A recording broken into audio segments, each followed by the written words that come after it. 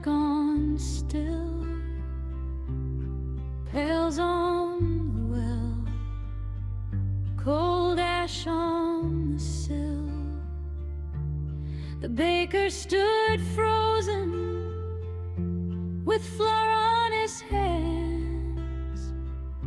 He would not meet ours, he would not explain. Order of the morning star on our cloaks, on our skin. 6 in black wool and 1 old. Hey everybody, Matt Geary here for Geek Pride's Dungeons & Dragons 5th edition one-shot, The Music of Silence 2. I say one-shot in the loosest form. It is probably going to be like all of our other inverted commas one-shots, 3 or 4 sessions. This is one, for those who have been following us for the last 6 years, that has happened before. It is a rehash of one we did at the very start during lockdown, but we have some new people who wanted to play, who haven't played D&D at all or haven't played for a while, and we thought this was a good one to run because it has a bit of everything, a bit of combat, a bit of like what the hell's going on, and you know, it helps them with RP, etc. So first little omission though before we carry on with the game. This was streamed last night, and unfortunately I turned their mic on, but I forgot to turn my mic on for the first couple of hours. Now it goes on for about 3.5 hours, but I had to be told by chat that I wasn't on, which was embarrassing considering we've been doing this for 6 years. But it is what it is. And so what I'm going to do is hopefully rectify this with some awesome overdubbing of things I said and introductions and stuff throughout the video. So hopefully that will not break you out of the immersion too much. But without further ado, I will go to myself for the introduction, and hopefully you enjoy the first session of The Music of Silence 2. So first up, leading this motley crew as Tharid Steelguard, we have Archer. Next up, as Durnian Leobella, we have PJ Bling. Howdy. Conrad as Uranu Uavo. Oh. Michael as Cedric the Foretold. Greetings, adventurers! Parzival as Ethesta Tamble. Rich as Aladar Starbreeze. Hello. And Mike as Kiju Orgezi. Whoa. I'm... Jesus Christ. Are you doing the whole thing like this, Mike? Let me ask you a question. Okay, after that, let's do some introductions for the characters to give you a bit of background on who they are. So first up, we're going to go for Tharid Steelguard. Your introduction, please, Archer. Oh my goodness, you're gonna make me go first. Yes, I am. So Tharid was born beneath the granite halls of Vimbor, the son of a stonemason, and he was he didn't follow the footsteps of his father. He was called to. He had a calling to go to fight for the Order of the Morning Star. So he was a soldier. He's the guard sergeant. Yep. And he's yeah, also so a veteran of the Battle of Whispering Shore. That's it, yeah, the Battle of Whispering Shore. And it changed him forever. And someone saved him. And the debt has shaped him ever since. Okay, PJ, you're up. Tell me about Durnian Leobella. I'm an emo elf. Well, there was a soldier, apparently. And I've got some severe guilt problems. Apparently, according to bio sheet up here, apparently I killed a lot of people. Or at least I think I killed a lot of people. But that's not actually proven on here. It doesn't say I did. It just says feel like I killed a lot of people. A lot of men died. Perish the thought that people might read their bios before they play their game. I've read it. I've read it. I just, I don't want to read it. I don't want to read the whole thing out and bore everybody to death. Who's going to read I'm a mine? complicated elf. Ranu Uvavo. Okay, so Iranu is a Goliath who was born amongst the fjords and mountain halls of Oss, a winter-like destination. But Iranu never sought glory through battle. He obviously had the immense size and strength of his people, but he had found himself drawn to temples and sacred fires rather than the training yard. Became a cleric and is a devotee of the Twilight Domain, with following all of the difference, the fine line, flirting with the fine line between the darkness and the light. When war came to Freya, Iranu joined the armies, and then came Whispering Shore, a battle that shattered many things that he was a part of. And Iranu moved through those blood-soaked fields, healing until his strength failed, and praying until his voice was hoarse. But he was greatly troubled after this day, not generally from the suffering, but from something else. His faith survived, but it was somewhat transformed. And I will leave it there. Cedric the Foretold. Am I okay to read my thing out, or is it too long to be reading? Or Just give us a bit of a summary, please. okay, so my character is Sir Cedric Veilbright, or Sir Cedric the Foretold. He is a knight of minor Carillion nobility, a paladin of unquestionable courage, remarkable skill, and deeply questionable self-awareness.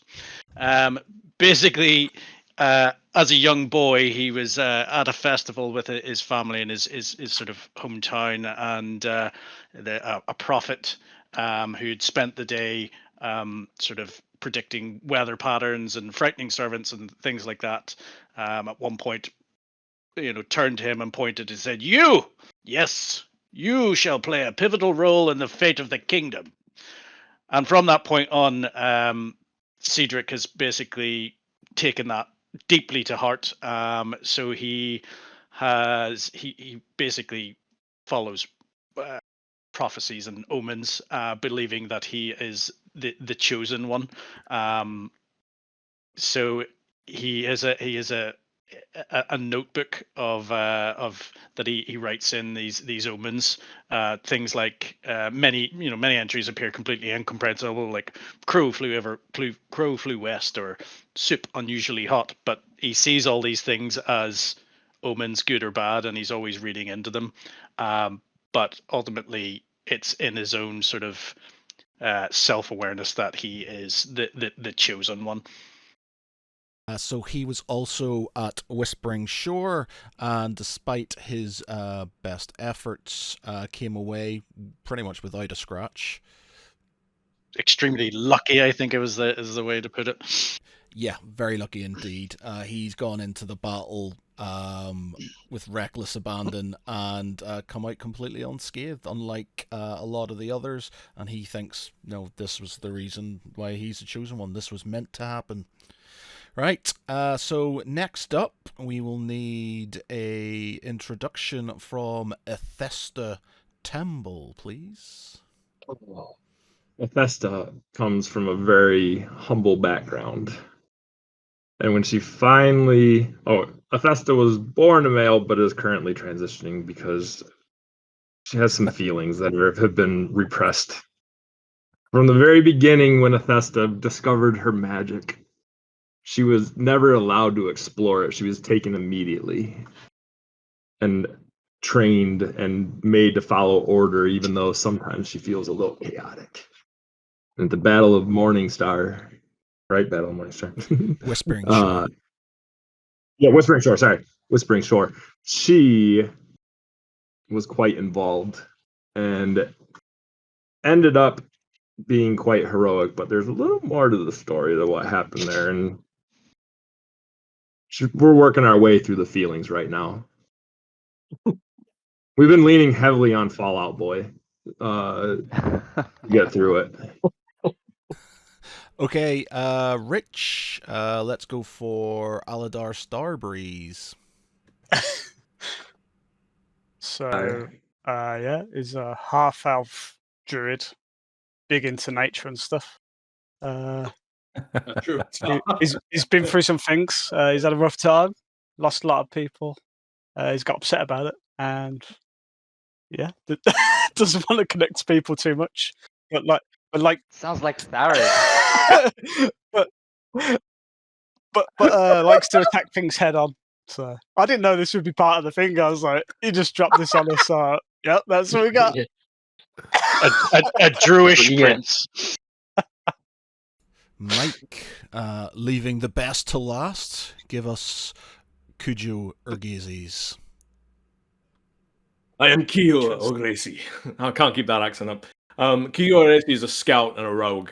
He was always known and noticed. He was a runner, and he got noted for being very capable runner. Always Runner sort of awayer? in the dark. Pardon? A runner awayer? A runner away, a runner towards her, a runner everywhere he was ordered to do so. He just did it very well and very quietly. This was noticed. He was picked up by the Order of the Waning Moon, so he's not of the same order of the rest of you. And also, he was not at the battle of the Whispering Shore. He arrived. He What is arrived he doing after here? it ended, when the corpses outnumbered the living, and nobody had the energy to talk. And that suited him just fine, because that defines his character. He's a man of action. He's a stubborn man. He doesn't want to listen to your emotions. He cares, but he needs to get on with it. The idea is, I have a task. I deal with a task. We should be focused on that task. We shouldn't be talking about things that don't want to be talked about. And that defines his character. His tendency is push him towards the most stubborn aspects of life, but that's both worked towards him and worked against him throughout the ages. Okay, with introductions over, let's talk you through the land that you are fighting for. So I'm going to bring up the map onto the screen. So this is Freya. It is broken up into many kingdoms. You have the two main ones, which are sort of Kyrelia and Iathlia, which is an elven kingdom, Kyrelia being a human one. You have two states there called Aswara and Belmur. They were buffer states created during the Portal War to prevent the two empires, Kyrelia and Iathlia, basically fighting against each other. The two mercenary states that are becoming the Order of the Morning Star and the Order of the Waning Moon basically said they will take over that territory to create that buffer zone and to protect the portal of Abarath, which is in the middle there. Now, Iathlia is an elven state that used to comprise of all of the areas that are in the south there that shows, which is the corruption. You've got Jorathrasta, you've got Uspezi, and you've got another one which I cannot remember, but basically that area has been taken over by the corruption. So the Elven Kingdom has had a lot more than others. Al-Zaharak as well has taken some damage. So let me... actually, I'll move on to another map. Okay, so that's Whispering Shore. This is where the great battle occurred. Many of you were part of that. You threw back the forces of corruption, stopped them from getting a foothold on the mainland. They are still gathering. What you guys, or where you guys are situated, is in a place called the Bastion of the Morning Star. You will be making your way west towards Waterside to deal with Captain Redarius, or the so-called Captain Redarius, a gentleman who is going around and recruiting deserters, malcontents, and generally causing a issue in the back line of Belmer. Obviously, that is not a good thing if the corruption were to attack again, and it is your job to basically bring him in, dead or alive, basically. Do we have any more questions? So we're heading west All towards of them. Waterside. Everyone has questions. Yeah, How do you play D&D you're again? moving. How do you play this? You're moving. Which button is crouch? How do you jump? You got to use the WASD keys here. How do you... Okay, so you're moving west towards Waterside. And this is going to be your first map. do I have to zoom out? Oh, there we go. Zoom in. Ooh, shiny. There we go.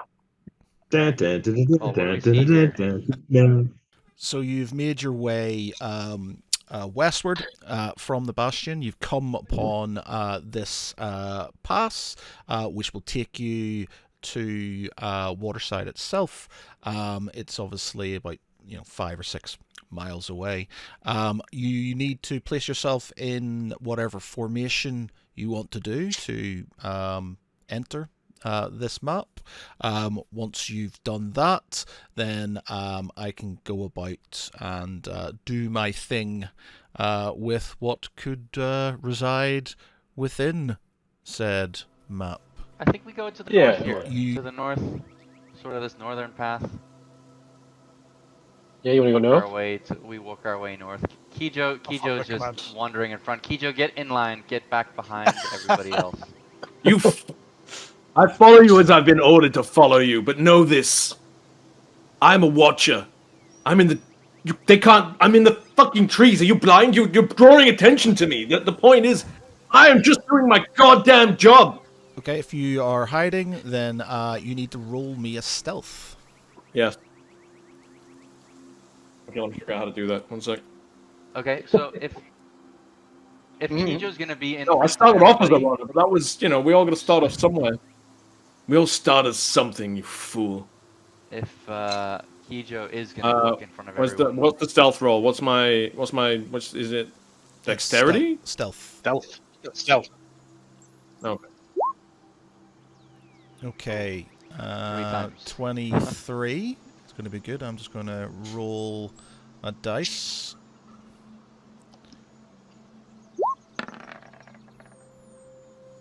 I can hear things. I can hear things blipping, but I can't see anything on the screen. Is that normal? It's on the chat thing.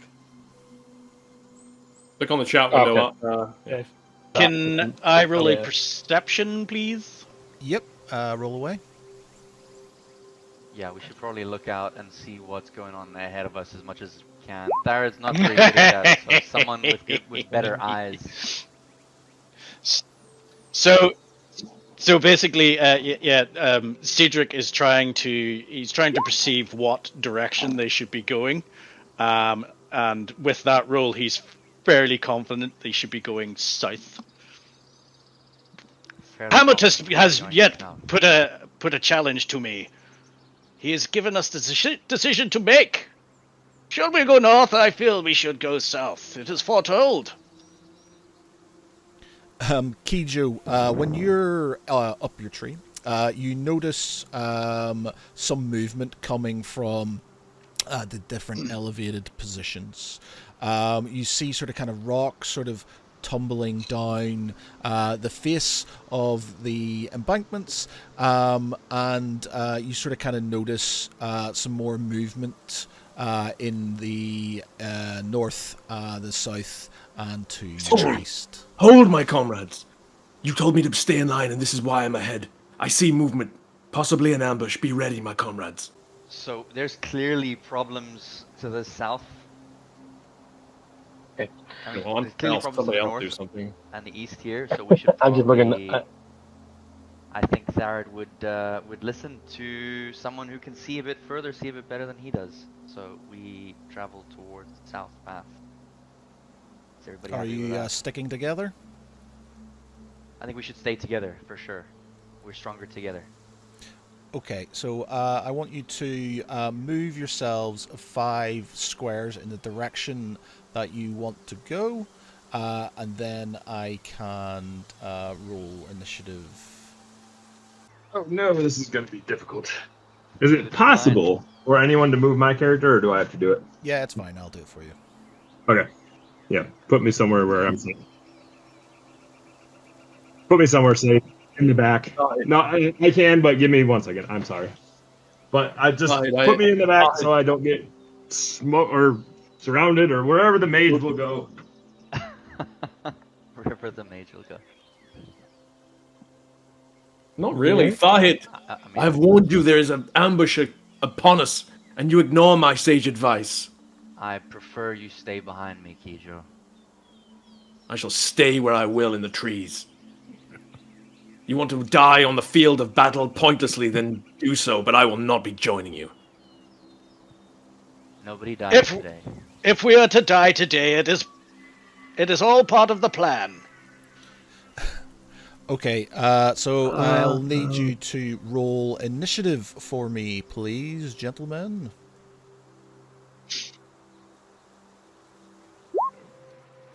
I just need to roll. Oh, Rich rolled initiative. PJ, rolled initiative. Yeah, just trying to figure it out.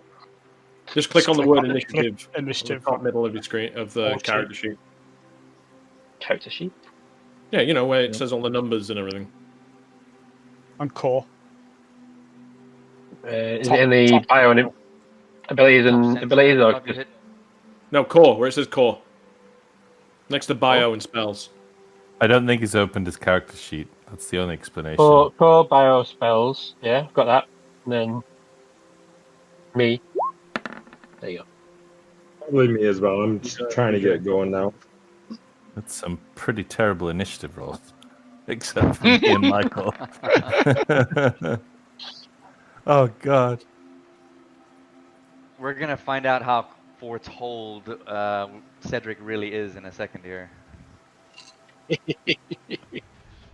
Ooh, hello. Ooh, another one. They're way down the piece of bottom candy. there. Or is that on top? Is that up high? One's up high, one's in the middle, one's up high. One at the it's north. Up high, okay. One at the east. Oh, so we're going through valleys. Not. I thought we were on. That was the valley down the bottom there. Okay. I'm glad I'm in the trees. So as you're making your way down to the southern path, you see enemy archers sort of appear from the ridges of the high ground. They ready their bows to unleash a volley upon your persons. Now, these are going to be, they are ambushing you, and therefore they are going to roll some preemptive shots before initiative starts. So I'm going to be shooting first at, who is the closest? It's going to be Dernian. Ow. So you're going to be first, and that's 24 damage. So you say, sorry, Matt, you say 20, what? 24. 24. Next up, we have 2 shots against Tharad that both miss, fortunately. Okay.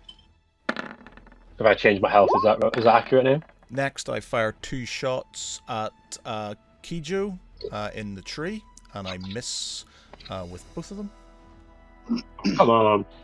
And finally, I use the last archer in the south. There's a to third have archer? Where's some that third shots. archer? Oh, Down the down bottom. here. I didn't see him, yeah. Okay. There's 4 archers. There's 4. Archer. In the middle. Ah, One at the bottom. I shoot at Cedric with the longbows, hitting with one of them and doing 12 damage. We then go into initiative order, and Uranu goes first. there's a third. Really want to go first. It's all the way around Okay. back there. I can't see any health bars of the party, so I can't see how hurt anyone is. I can see I've got 9 Kijo's health and left. mine. Yeah, I can't. I can see I can- mine and Kiju's and Dernian's. I can only see see mine. Kijo's and my own. I can see mine. You've got the high ground. Yeah, there doesn't look like there's any way to get to them either. It's got the high ground. Don't do it, Anakin. I have the high I'm ground. thinking to myself, I'm super angry, but I can't say anything out loud at that stupid leadership because I don't want to give away I'm hidden. Radar not being able to talk is the funniest thing about anything. How these fools survived the Battle of the Whispering Shores, I will never know. Idiots were warned that there was an ambush, and still they just walked in the open like nothing was wrong. Hey, I'm in the woods, When he dude. I does didn't walk nobody into the listens. open. Welcome to I being walked a into the woods. rogue. Could have Still said got that shot in first. the Though. face. I mean, he's not in the open, he's in a tree. So who I walked lost? into the trees. Still got shot. All right, I am going to cast Sleep on the 2 in the central reservation there. So I roll 5d8 and 27 hit points. 27 hit points was not enough to put the archers to sleep. I will. No, okay. I'll end turn there. Are you going to do any movement? I will I think we should Move all get the hell out of slightly. here. over here. Do we have to go east at this point? Long and short of it is, yes, you have to make your way east. So I get advantage with, or actually I can't remember if that gives me advantage. Either way, Cedric, he's obviously been hit by an arrow, and he sort of looks down and he says, "Ha! You aimed for my heart. Fortunately, destiny appears to have other plans." And he retaliates by casting Guiding Bolt at the one who hit Durnian. Okay, roll for it. Yep. So, first level. Yeah, you'll just do first level.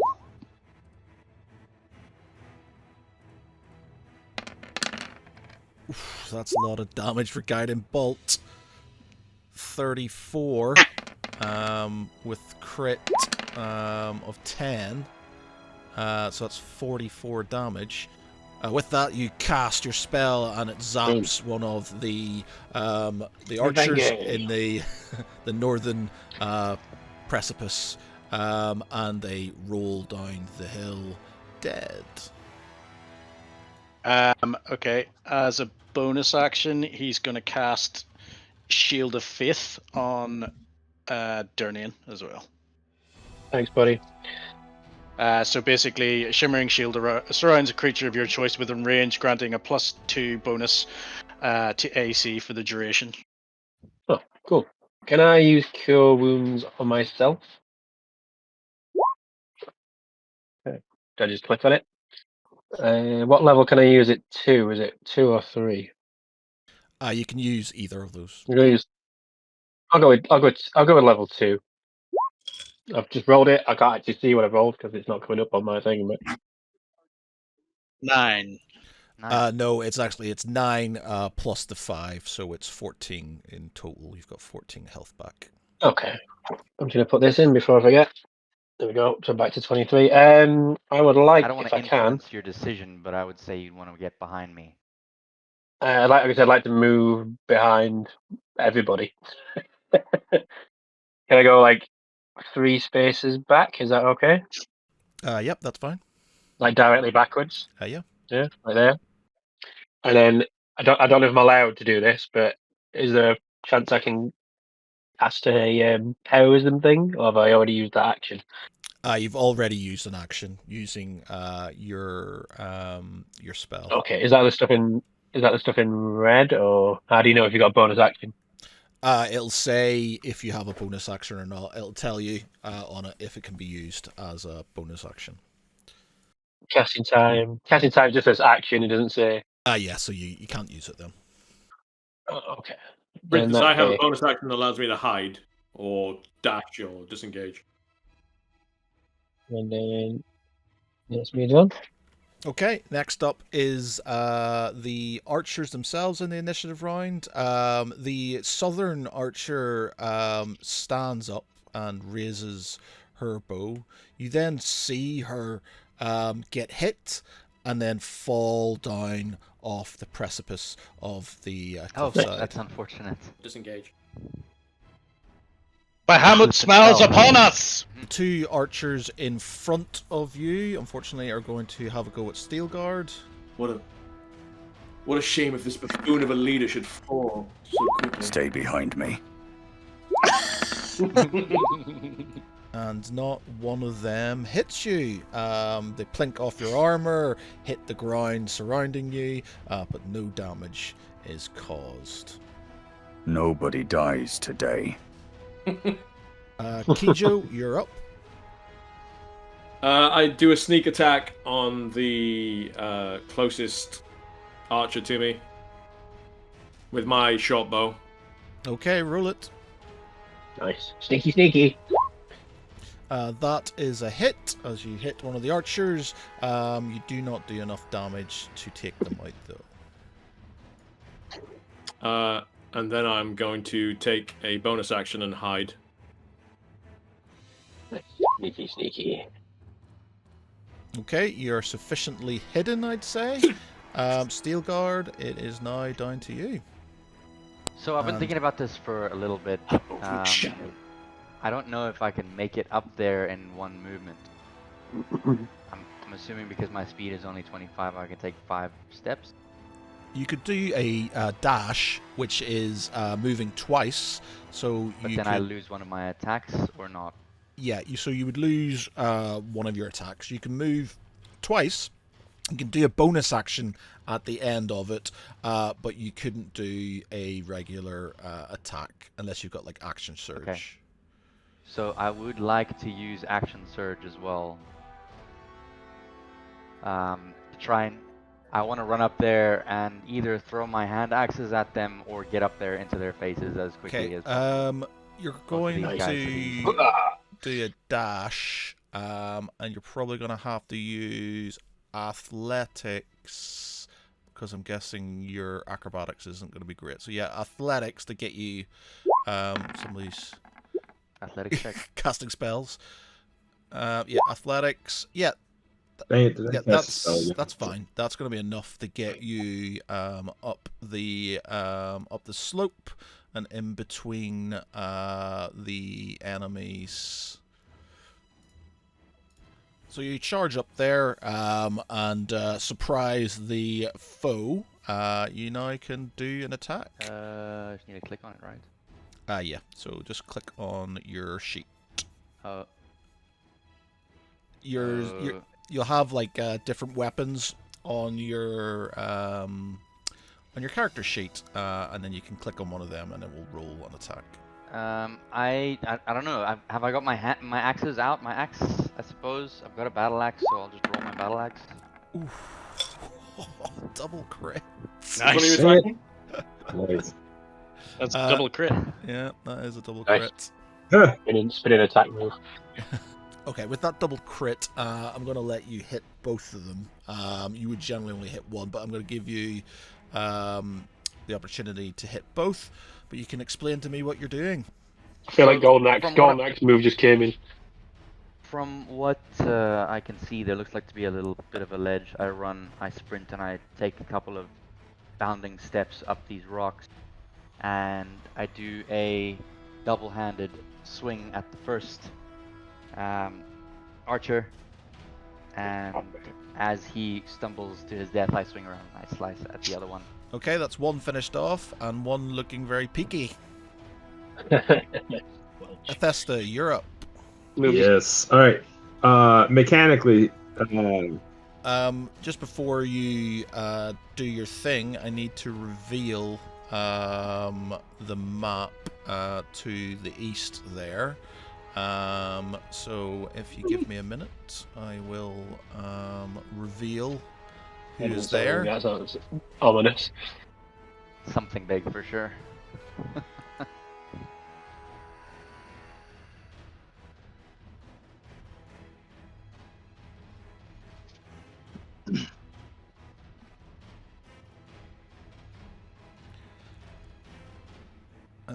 There we go. Oh. Hello. Oh. Oh dear. Okay Oh, then. hello. Yeah, so as you crest the hill and lay waste to the two archers, you see you turn around and you see a camp full of bandits. They sort of clock their friends going down and turn to look at you. Oh, something went wrong. Oh. Okay. So I think I will. Hmm.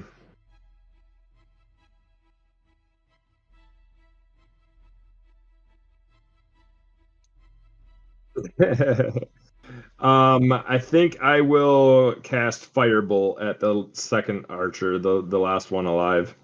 How much? I don't know how much health he has left, do I? Rebels. Yeah, Total. Yeah, she's not looking too good. he got smacked by Third. Okay. Yeah, that's what I'm gonna do. So I just click it. Is that what I do? Yep, just click it and see what you get. That is a miss, unless you have advantage. I don't. And that is a miss. Aladar, it is your turn. Okay.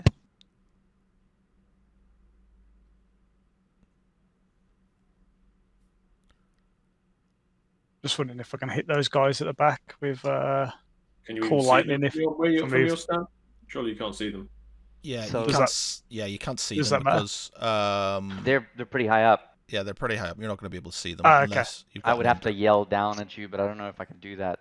Ah, right. Okay.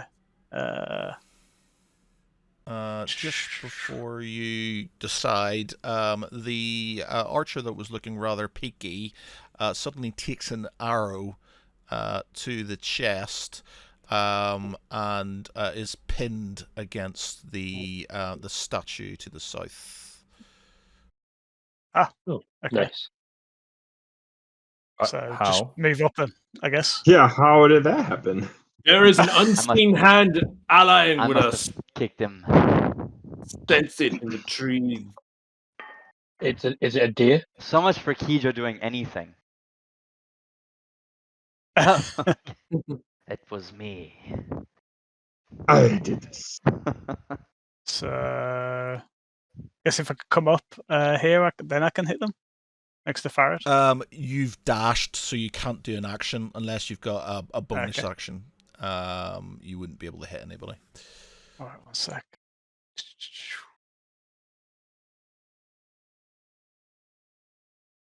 I don't know if coming up here is the best thing, or if we should funnel them through that little pathway. We're here now. We're here Yeah, now. too late now. Where's We athletics? have an unseen 'Cause ally, my dexterity friend, is but you 0. charge headlong to your deaths. What is with these people? You survived the battle of the Whispering Shore. It does not make us invincible. There's the music. Human shield. Yeah.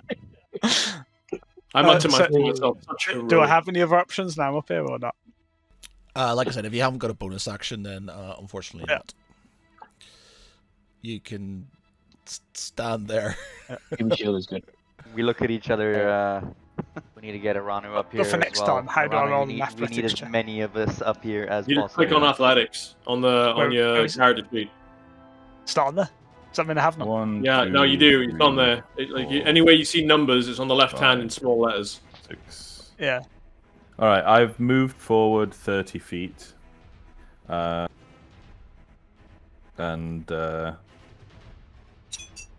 Rich, I've shared my screen.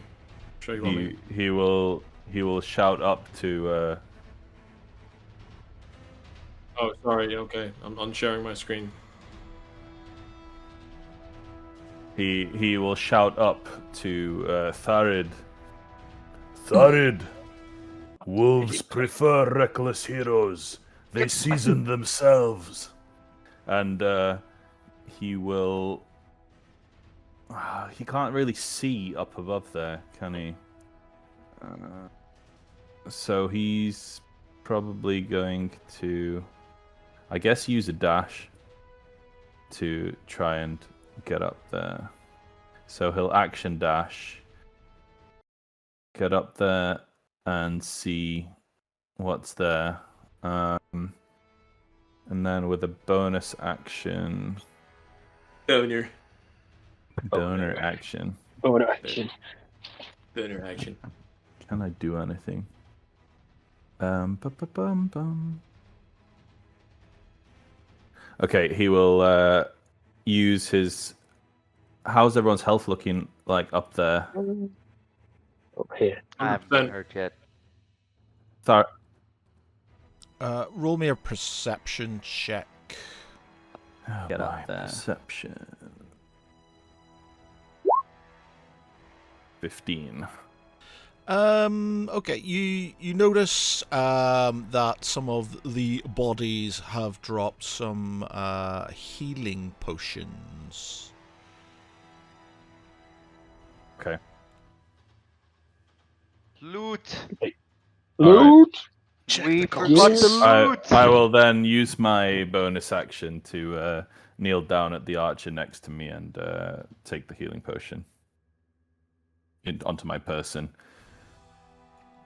As you do that, you notice that the group of sort of brigands, deserters to the right suddenly sort of move apart as if somebody was between them. 16. You also notice that a couple of them are dispatched and drop dead. What? Again, you fools do not listen. I hear the noise of people dying, and I know it is not you who are capable. Listen to me, allies! Heroic you may be, but foolish you certainly are. We need to Cedric, see what the hell's you're going up. on here. Perception check, somebody. Cedric is going to. Where's his spells? He is going to find Steed.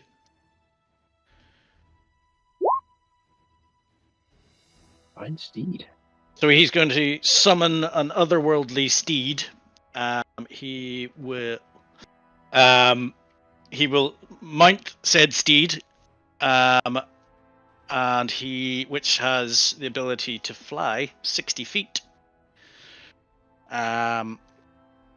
He will move. Let's see, 1, 2, 3, 4, 5, 6, 7, 8, 9. It can fly. Yes, sure? it can fly. Oh my Ooh. goodness. X. Like a badass Pegasus. As he's doing this, he's like, Kijo, come down from that tree. Let us ride into glory. Can I jump onto the horse as he goes by? Oh, please let him do that. So, No? Okay. I don't know. Can you? Can I? Yeah, know. Can I do an athletics? Yeah, do an athletics check. I mean, it's your action next. It's your action after Durnian anyway. Oh no, it's Durnian's. So, sorry, and the Durnian's first. Ooh, athletics 11. He falls out of the tree. As you sort of go to grab onto the Pegasus, you fall on your face and fall out of the tree. Fall flat on your face. Bahamut sees it to be so as it was foretold. He's used his action to summon the steed. He's moved. He's sort of obviously got to the top and seen all the things there. He's going to use a bonus action. Actually, I don't think I can use that one. Can I use this one? First time you hit with him. No. I need something ranged. Can I use anything ranged? Ooh, I can maybe do that. Has anybody got damage done to them? I think we're mostly okay. I think. It was only Durnian in the beginning. Okay. And I've healed, and I have a protection spell. I think still. Okay. And I'm all the way at the back as well, so I'm good. I think that's going to be his Is there anything he can do at distance? No, can't do that. Can't do that.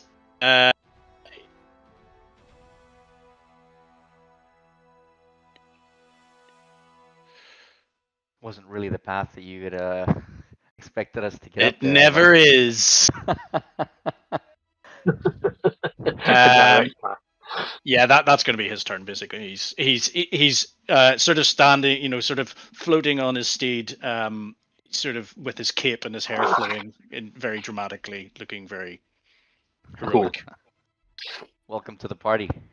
Durnian is up next. Okay. How far can I move up in like one turn, and then do an action after? You're at the. I'm like right at the back. All right, yeah. So you can move 1, 2, 3, 4, 5, 6. 1, 2, 3, 4, 6. So you can move 6 to the sort of edge of the cliff. Okay. Can I like hide behind this statue on the left, sort of behind horsey brave guy? Yeah, so you can do a dash up there. Yeah. Does that make sense? Like sort of up here. Yep. So Oh, actually, out of sight. no, never mind. You will need to do a it's not athletics. Dexterity? Acrobatics. Acrobatics. You'll need to do an acrobatics check to get up on top of the hill. Dex, there you go. Yep, that's fine. You're on top of said hill. Okay, and then can I use? If I can just about see them, I've got a spell slash. And it's called Enemies Abound. I think it says it's 120 feet. I don't know if that's the. Can I see any of them? Like the archer on the left, maybe. Is it a bonus action, or is it an action? It's an action. Yeah, you can't do it. You need a bonus action. You can do a bonus Is action. that a dash? Ah, right, okay. Yeah, so you've I don't dashed. actually think I have any bonus actions. I don't think. On my. I got it on my Mobo GPU, so I got at least that going. Yeah, I don't think my any of my. screens aren't working That's properly. me doing, I think. Okay. So you see another of the archers being dispatched in front of you. What's going on here? Diedrich sees this as Very convenient. basically it's like this is happening because of him. He's like he's convinced he's convinced that he's got to the top of the hill there, and these enemies are throwing themselves to their deaths in fear of the one true chosen one. It's all farming at the top of the hill. Praise be, check me out. Yeah. So the archer on the top, like on the north. Yeah. I'm gonna do The one closest to Cedric. Yeah, they're dead. Dead. Dead. That was dead. I mutter aloud, these heroic buffoons. The Battle of the Whispering Shore must have addled their brains. They charge headlong without any concern for safety or their own fucking health. Why have I been added to these people? And I dash with them. Fuck it. Cunning action, bonus action to dash, but it's a free. I get to do it and still have an action. So I charge up next to Durnian. How do I move myself? Acrobatics. Yeah. It would be the second time you failed it. Athletics, do you mean? You can use athletics or acrobatics, whatever is your best stat. Probably acrobatics, to be honest, because you're a dex. Acrobatics. Can I just roll dexterity? Yep, you're fine. You get up on top of the hill with the rest. You're so nimble. Cujo, it's good I to have shout loudly at them. I may not agree with your heroics and think that our leader is an absolute brain-addled buffoon, but I won't let you die alone. And can I actually attack anyone from here? Because the only archer that I could see close to me, I don't know the range of a short bow. I'm not sure. I should be a range. I think it's something like 60 feet or something along Well, I those attack the lines. closest one, whoever that is. Can I do a perception check as a free action? Can I do a perception check just see if I can see if I can find out why these people are just dying randomly? Yeah, you can do one if you want to. Yeah. So you're pretty confident as you've got up there that the guys who have died by the hand of your teammates, be that by sword, axe, spell, or bow. You don't, you might have a small inkling that something's out of character here, but for the most part, you believe that it's just your party. So who am I attacking? By the way? Who's in my range? I'm standing here. 80. Yeah, so the range is 80 feet. So, yeah, anybody within 80 feet, pretty much. You see? So any of these? Yep, any of them. Well, I just attack the guy at the top. You can do more than that, but you'll be at disadvantage. Right. Okay. But because they're grey, do we not know if they're aggressive or what? Oh, we know. They We're all in the same are. camp. Yeah. Okay. do it, man. I shout huzzah very unaccountably because I'm getting swept up in the heroics around me, which is not like me at all. And this one, can you see that? And nope. What was it? That would be a miss. Guy at the top. Who is up next? It is Tharid. Yeah, so Tharid, you're up. Alright. So I have used my action surge, so I need to have a short rest, if I'm not mistaken, to have 3 actions again. I can do 2 actions, alright. Now since we're all up here already, and some spirit is looking out for us, I am not going to stand by. I'm going to move forward. Yes. The spirit you're talking of is our Lord Jesus Christ. Of course. Bahamut. I'm not going to let the other guys take all the glory. I'm going to make sure that they all survive. And I'm going to pull my shield out. So any further attacks I think will be one-handed. So that I can run forward and attack these 4 to the east. So I think it's... Go on then. With one... One time and then attack once, or is it? Yeah, you would need to use your throwing axes though, because otherwise you'd have to dash. I think it would probably be to try and get an attack now would be the best. So yes, I'll throw my hand axe. Yeah. So you can move forward and then chuck them. Whose is the big line? 3. He's measured himself. I was measuring stuff. Okay. Lots of measurements going on. My apologies. So 5. He said 6 inches, but really it's just 3. It's a solid 4. So as you sort of move forward to throw readying your axes, another one of the bandits goes down to an unknown attack. We're good at this. I reckon we should just go chill somewhere and then just come back later. Yeah, we should just sit around the campfire and let these guys kill each other. We get a long rest for these little heads. Yeah, set camp. So I can attack twice as well now. So I throw a throwing axe or a hand axe, I guess. Is it a hand axe? And I have, hold on 1 second.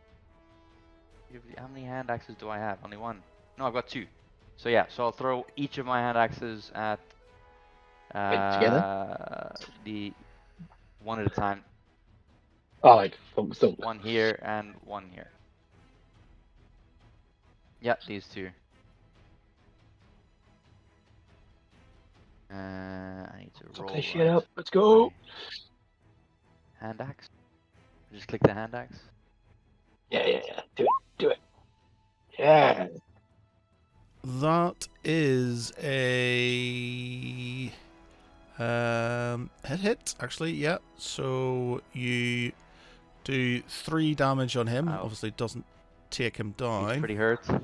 He is hurt. Yeah, I think if he's not dead after one, I change my change my tune, and I chuck both of them at him. Okay, fire away. And that is a miss, unfortunately. Okay, I think that moves us on to Thesta. You're up, please. All right. So I saw the people just randomly died, like out of the blue, and no one did anything. Can I do an Arcana check to see if I can figure out if there's some kind of magic at play here? Yeah, by all means, if you want to do an I Arcana. assume I just click on Arcana, right? Yep. 17. Yeah, you're not really, you're not feeling any sort of magical presence or anything. As far as you're aware, these guys are going down to your own party by your own hand. There's no real view other than that. You guys have just been kicking ass and chewing bubblegum. Okay. Yeah, the part of you feels like it must have been you. You must have done it. Sometimes I get a little wild. All right. Let's see here. So I want to go. I'm gonna move. Oops. How do I measure? Oh, there we go. So I can move 6 squares because I have 30 movement, right? Yep. If I move closer to this ledge here, I probably won't be able to see up, but other people probably won't be able to see me either as well, right? Yeah, you'll not be able to see anybody. All right, so I'm gonna move along the road here. So, oops, I don't need. I think I can. Yeah, I'm gonna move down to here, so I kind of stay out of sight and can't be seen from the ledge. See that? You see it? Do you see that, Rogue? That's what you're supposed to be doing. Sneaky. So as you make your way down the southern pass, you notice more rocks falling from one of the cliff sides, and you notice another archer pointing an arrow at yourself. They seem quite happy that a lone wizard has wandered into their periphery and ready their bow to attack you. Luckily for you, though, an arrow slams into them, and they fall off the cliff edge and are killed. Love to see it. Wow. We're definitely being protected by somebody. That was close. Jesus Christ. Okay. I'm feeling a little ambivalent right now. But I don't believe that there's much I can do from here. So I think, I think I'm gonna try to get into position here and stay out of sight. And I don't know that there's much else I can do, so I think that's my turn for this go around. I don't want to waste a skill yet. So, Aladar, you're up. So yeah, so I can reach these guys here with Call Lightning, yeah? Like this. Yeah? Do it. Okay. So I'll just click the spell, yeah? Yeah, you just click the spell and it'll show up.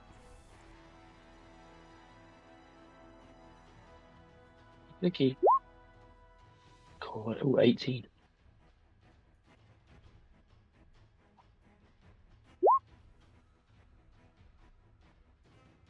Whoops, I think I broke. Limited power. I was trying to get the spell description and something's broken. Yeah, it never works. Okay. I just tried it again. It's same for me.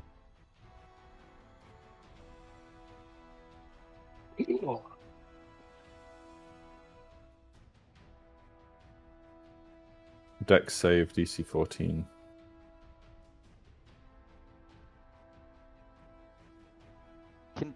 someone just clarify again for me? Sorry, I know this is sort of getting off track. The save throws. Yeah. So you Yeah, might go you might get asked to do a check, and that's when you're physically doing something you're intending to do. But like in certain situations where you're reacting to something, you instead roll a save. So a dexterity save is like if you're trying to dodge something or avoid something, you'd roll a save rather than a check, and you have different modifiers for those Okay. things. Yeah. Thank you. And so does Matt. Matt has to do the same thing. Hang on a second. Did you see that it's a 60-foot radius? Yeah. 60-foot radius. That's 120-foot diameter. Oh, that's even Yes. bigger. That's Okay, all great. of us. That's all. That's, All of that's- us. Well, Well, That's this enjoy that. whole area. I Excellent. did ask before I cast it. You had your chance.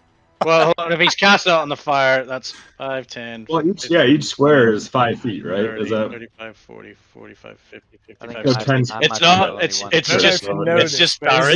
this is my It's first just time me. ever playing. So. It's just me. Oh, and I'm fine, wearing it's a alright. whole bunch of He'll be metal fine. as well. He's a chunk. He'll be. fine? Yeah, he's the chosen one. He'll be all right. Is anybody else that's actually showing up as instead of saying feet, it's saying like squares? Yeah, it's Yeah. really Yeah, good. mine is Yeah. saying I squares. thought it as was well. just me. It was kind of confusing. Each square is Okay. 5 feet, though. It's not that hard, right? Yeah. It's just math. Yeah, but problem. it normally just does it for you and tells you how you. I didn't know that until I googled it. But yeah, So it's killed all of these guys up here. Nice. Wow. Wow. Dead. sorry guys, just leave it to me. Why didn't we do that earlier? Richie got this. Oh, because I couldn't see them apparently. That's what I was gonna do, but then I couldn't see them. So It didn't matter, but he didn't need to see. He blasted the entire that's hilltop. what I was told. So I then I ran up the cliff. You just hear Iranu go, "The bell of caution is rarely heard over the drums of confidence." Tharid, you're going to have to make a dex saving throw as well. Okay, a I believe dex in you, Farage. saving throw.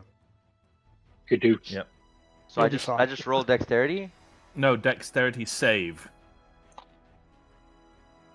Okay, I don't know how to do that. So Wish it's I that knew you how to have do a couple of ones that say dexterity and then a couple. Oh, saving that throws. say There you sa- go. Yeah, Okay, there so I you just go. click So saving throw. dexterity saving throw. That's it. Oh, God. dear. Ooh. Oh getting dear. That's Oh. 18 My hair damage starts to to Tharid. tingle. I think it might do more damage to people who Oh, are 18 sorry, close. that's lightning fine. damage. I'm not sure if it's the spell. Yeah, worth it. But I reckon it was worth it. I'll hear you later. Oh shit! Yeah, I'm wearing Yes, dwarven argue. plate. Lightning and plate do not go well together. What's wrong with plate and lightning? I'm sure there was something within. I'm just reading the spell. No, I don't think so. No. No. Maybe, No, maybe, it'd be- maybe, it'd be it's, good. maybe it's another It'd be spell. I'm like thinking a- of. Sure, there's one where there's it does extra for light. It's Like sweet metal. metal. That's So it's a cute, man. I'm conductor, so it holding just my, sends it I'm into holding the my hip, shield. right? Is my shield metal? Well, it depends.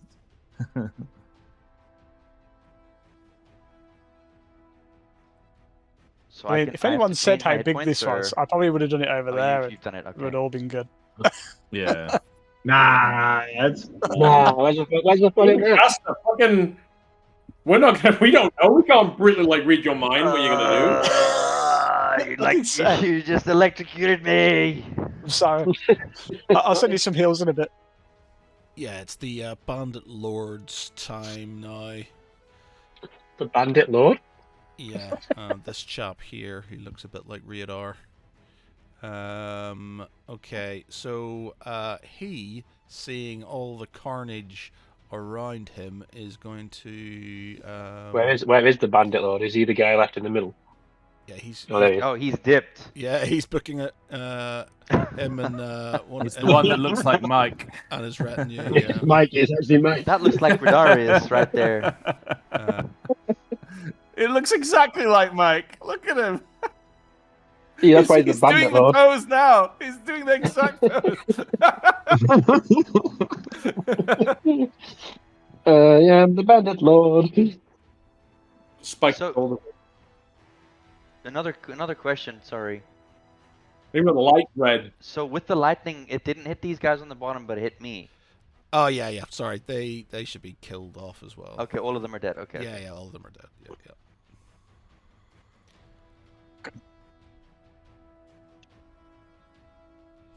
Like these two Okay. assassin dudes at the top.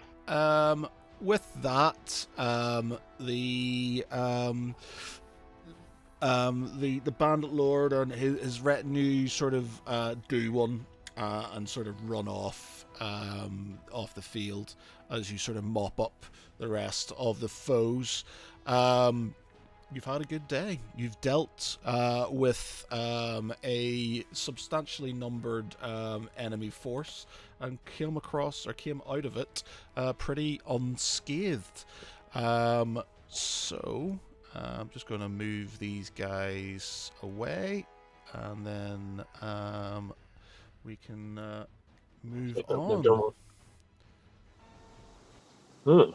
I suggest we take the opportunity to loot and rest. I think I was just Loot thinking that the body! exact same thing. Absolutely. You're waiting for We us to should do look something for, now? We should look for clues. We should. I walk past Aladar. That's Rich, right? Slap him on the back. Go. Well played, sir. You electrocuted you electrocuted our idiot leader. I commend buffoon. you. And then I walk up to Tharid, all quite jovial. As I come towards him, I slip a what's the word? Sleight of hand dagger out to his throat, and say, "You were warned." You're going to there have was to an roll ambush." sleight of hand for that then. Clues. Okay. Sleight of hand. Oh. Oh. Oh god. Not down. Ooh. To Tharid's Not throat. 20. You were warned. I told you there was an ambush coming, and you marched all of them into a trap. You didn't listen. If you do this again, I will not question the next few seconds. The next few seconds will be your last few seconds. Do you understand? I then Did we not yield retract the results? dagger. Don't I then test retract the me. dagger. I've buried stronger foes than you. This is not about strength, this is about leadership. I may not have been on the Whispering Shore, but I know fool when I see one.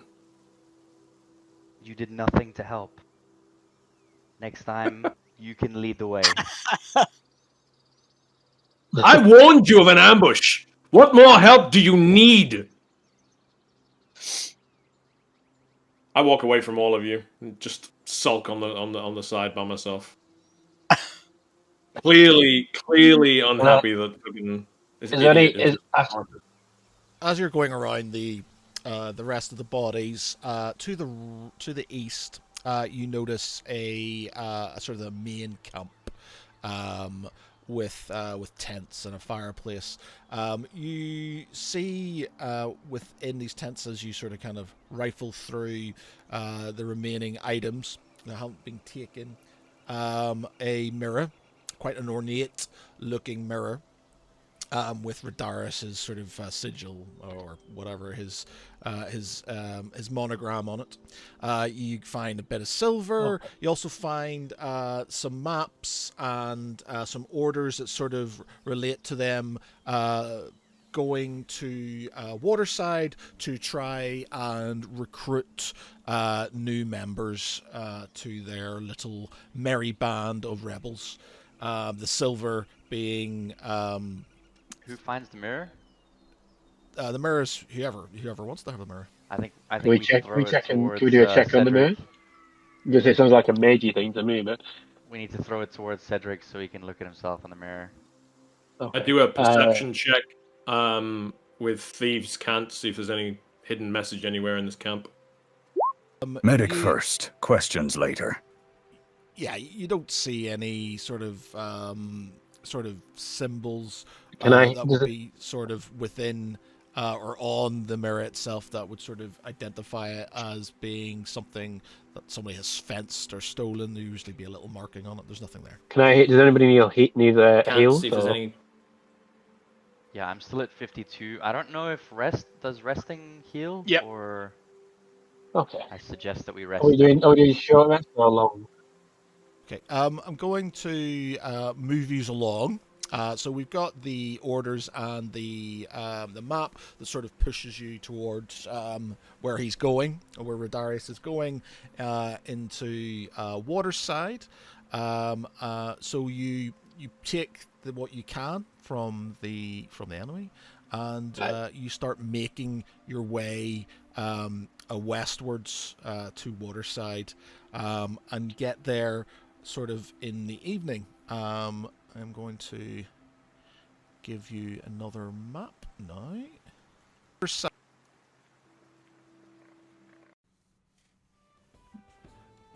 So you make your way east-west towards Waterside, and you get there sort of late in the evening.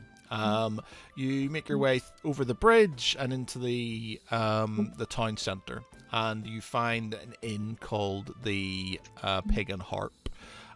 There, you regale the landlady Eliza with the story of the battle that had just ensued, and how you sort of destroyed a large enemy force on the outskirts of town. She looks at you with eyes, obviously with her husband looking, but looks completely taken by every word that Cedric is saying to her. Oh, you're so brave. Oh. And she starts sort of playing with your armor, and it's like, killing all those men, did you? So From here often? Cedric is like, it is not bravery. I am the chosen one. Bahamut has put me here, and he has put me on this path.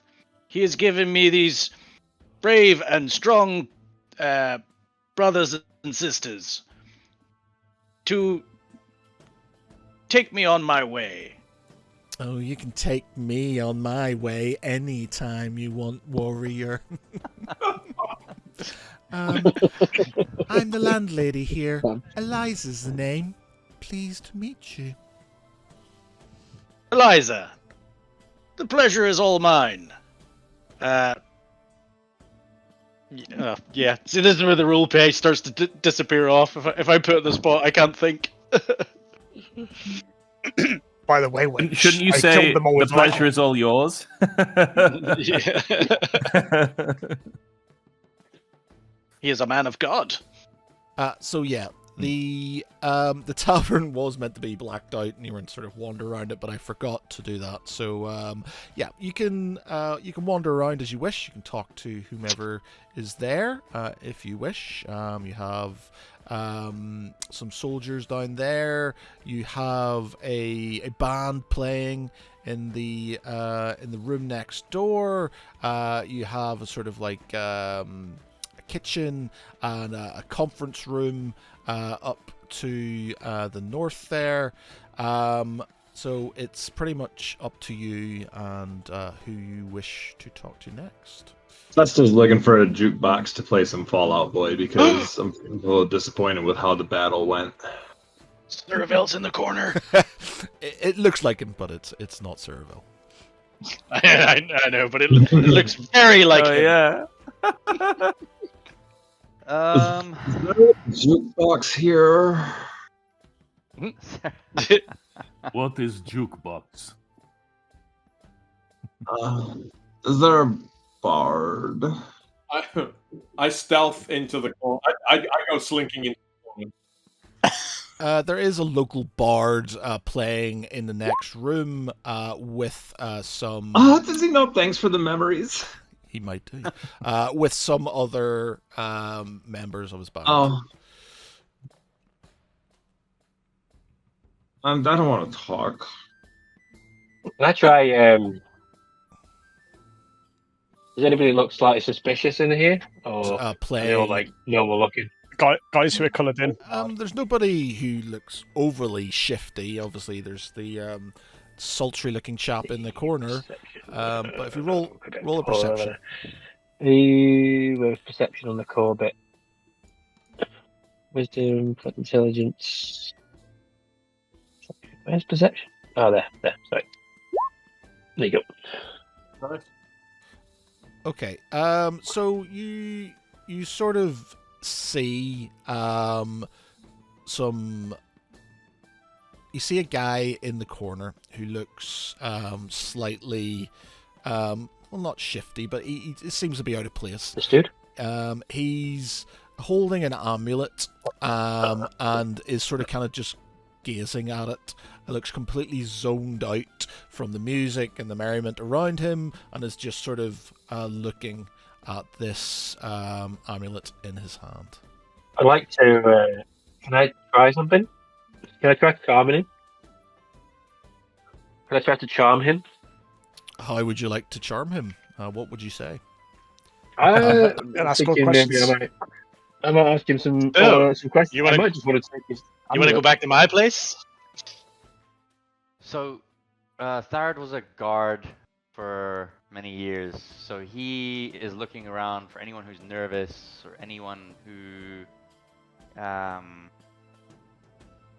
might look shady, and he would want to go and ask them what they're up to, what's going on, if they know anything about Rodarius, if he's been around. Yeah, roll me a perception check. A perception check for perception. Ooh. Long and short of this is I tell them that there is a group of sort of town watch, sort of militia guards in the sort of southern chairs there on the tavern. There is a there's a halfling who seems to be walking around different tables, asking people if they've seen his brother Jarek or not. He also, or Tharad also noticed that the stranger in the corner is wearing military clothes of sorts, or at least you can see it sort of glinting partially through his cloak. You notice that he has some emblems that relate to the Order of the Morning Star, and he seems to be potentially a soldier of sorts. Well, can I ask him questions? So you make your way over and you try to sort of make a conversation with him, but he ignores you. He's not sort of overly interested. He just seems to be obsessed with this sort of amulet that he's got in his hand. He's just looking at it, touching its face, and generally not paying attention to you. I approach the halfling and Don't pick him up. Don't pick him up. Don't pick him up. Don't pick him up. toss that dwarf. You do know who Jarek is, Conrad, don't you? Yeah, of course. I'm staying in character. Like I don't know. Michael, As soon as I saw the halfling, you don't know anything about. about this. I asked the halfling, sup, bro? What's going on? No, bruh. Just ask what is who. When was the last time you saw him? Was there anything we can do? Like what? Who's Jarek? Irano's also in earshot. As he is the brother of your character in the campaign, I guess you can roleplay him, Conrad. What, Matt? What state is he in? He's normal. He's normal. Nothing. All right. He as he is. All right. He responds to you and he says, "I lost my brother years ago. He saved me, and I've been unable to get back to civilization for some time. Halflings aren't that common around here. I just wondered if anyone's seen him, that's all. He's a bard." Be a halfling. He is a halfling bard. Does he not follow, boy? he knows. Fall in, boy. Like he just Oh, he's one of the most fantastic bards. You listen. You would know who he is if you'd heard him sing. do I know who he is?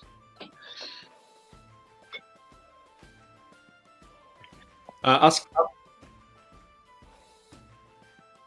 No, that sounds suspicious. ask the halfling if as quietly and as slyly as possible. Say we'll keep an eye out for him. Firstly, we will keep an eye out for your brother, I assure you. But we're on a grave mission, searching for Radarus. Maybe you've heard some rumors or know anything of this. Maybe we can help each other. Have I heard anything? No, he's quite new into Would I know time, so he doesn't very who to much. point them in the direction of for that kind of question in here? He'd maybe point them to the guards, or the militiamen in the south of the tavern there. Who's that town watch guy again? They're down here. The time watch. No, I mean of our guys. One of them was it? I was the guard. That was the guard. You're all guardsmen. You're Yeah. all part of the Order of the Morning Star. So you're all military. So you've got that sort of sway. As an ex-officer, can I walk up to that table and sort of introduce myself and ask if they've seen anything? As you sit down, do you just strum the strings on your lute? Well, I'm an ex-military like officer, so Well, exactly, but you're also a bard. I mean, yeah. Hello, gentlemen. What would you like to ask them? Have they got any information on the guys we're looking for? Have they seen the guys that ran away? Have they passed on through?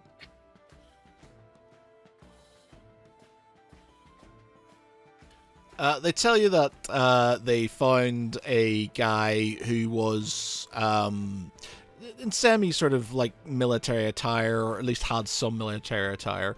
But he's crazy as a box of frogs. Was talking absolute rubbish, talking about serpents in the skies and dark shadows coming to get him.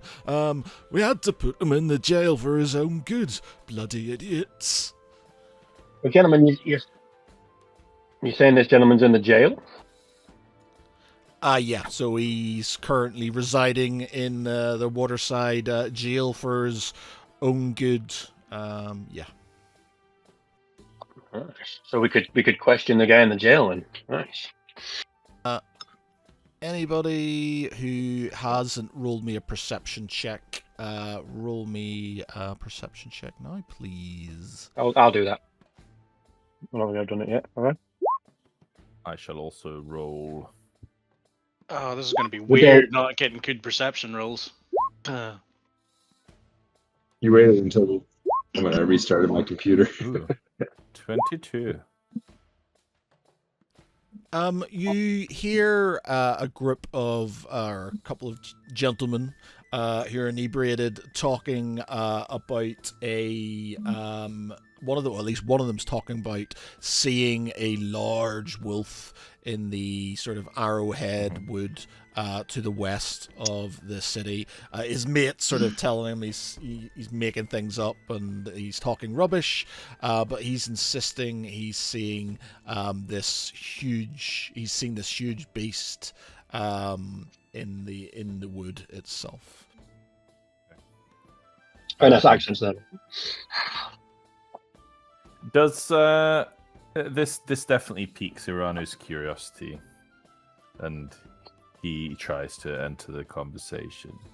He says, "Wolf, what story is this?" Annoyingly, I say something funny here, and I can't remember what it is. But yeah, they basically say the guy says he's talking rubbish, basically. He crosses his arms and he chastises the one who's making fun of the drunk one. He says, "Do not be so quick to dismiss what others say they have seen. It could be a sign or an omen. Again, I can't remember what I said, but basically in and around that, he's talking rubbish. The other guy's been there for years. He's never seen anything similar to that, and that he shouldn't listen to his drunk friend anymore. He sighs, and he just says, "If you see something like this again, please tell me. But for now, remember the twilight shelters many travelers, but it does not promise all of them a destination." And he walks off, shaking his head, and goes over to Cedric, who he doesn't see eye to eye with much on a personality level, but he notes that Cedric is one of the only other people in the party that takes note of certain signs and omens. They don't always agree on what they mean, but they always both note and respect them. And he'll watch him sort of draining his pint glass, and he'll say, "There may be something in the Arrowhead Wood. A giant wolf has been seen marauding. What do you think it means?" As he's sitting at the bar, he's kind of sitting flicking through his book of omens, and whenever he hears this, he gets sort of very excited. He's like, "Ah, my good friend, you are also to see the omens for the prophecy." And he's flicking through, and he says, "I recorded a dog barking unusually last Tuesday. I knew then that something canine adjacent was building. I wrote it down, and he starts pointing at his book. Nobody listens, and yet here we are. It was foretold." He sort of looks off into the distance with quiet sort of like satisfaction. "The wolf has been sent. The path is clarifying. We should move immediately in whichever direction feels most significant." The Arrowhead Wood. Perhaps Rodarius is there. Rodarius! Okay, so is anybody else talking to anybody? Can I try and persuade that guy to tell me about his amulet that he's looking at? Yeah, you can try if you want to. Yeah. Yeah, if I wonder, is it this dude up here at the top right? Can I use anything to help me persuade him? What are you going to say to him about the amulet? How are you going to interject? I want to know what he seems to be focused on the amulet, so I'm intrigued by what his amulet is and why he's obsessed with it. I would just rock up and be like, "Can I buy this gentleman a drink?" And just maybe break into a gentle conversation first before asking him about his amulet, and say like, "Well, that's an interesting trinket you have there, sir. Would you perhaps mind telling me about it?" And I've got a persuasion thing of 9 or whatever it is, so I could use that. Oh, that's Oh, quick fail. epic fail. Yeah, whatever you say to him, sort of snaps him out of his sort of trance, and seems to sort of offend him. That you're prying into his personal business. He gets slightly annoyed with you and sort of stands up with his sort of hand on the hilt of his sword. He puts the amulet away and then looks at you menacingly. Interesting. I'd like to get Not involved finished. here and walk towards, put myself sort of between Durnian and this gentleman holding the amulet, and I let him know that my companion has asked him a question, and I'd like to know the answer. Nice. Uh-oh. Are you trying to persuade him to? I show his mean, honor? more intimidating than anything else. Okay, roll me intimidation. Oh, Barbara inbound. Oof. Okay, here we go. Let's see. Nice. Nice. Oh, Nice. nice.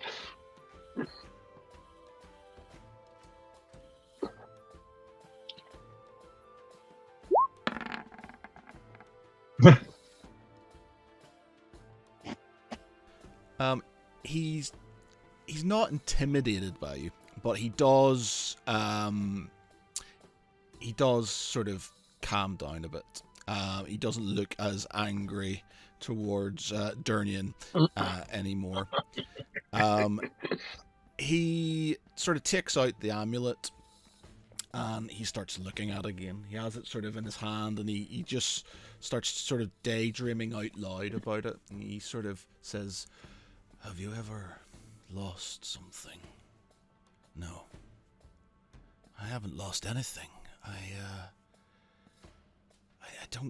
don't know. And he just sort of looks at the amulet again in mid-sentence and stops. Anybody got anything we can check with?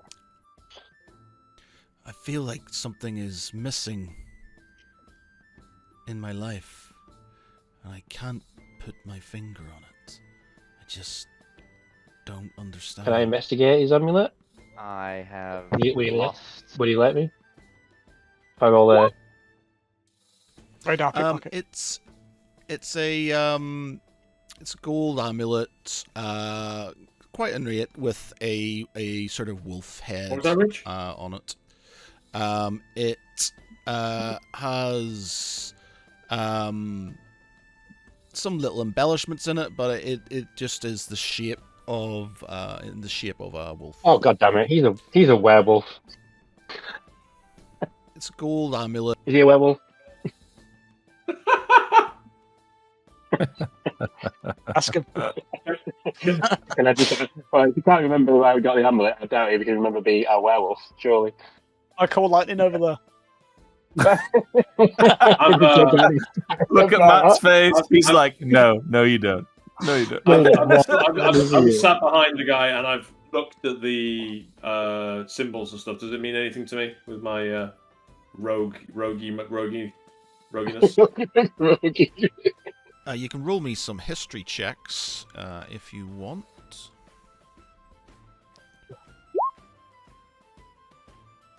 I mean, mine's...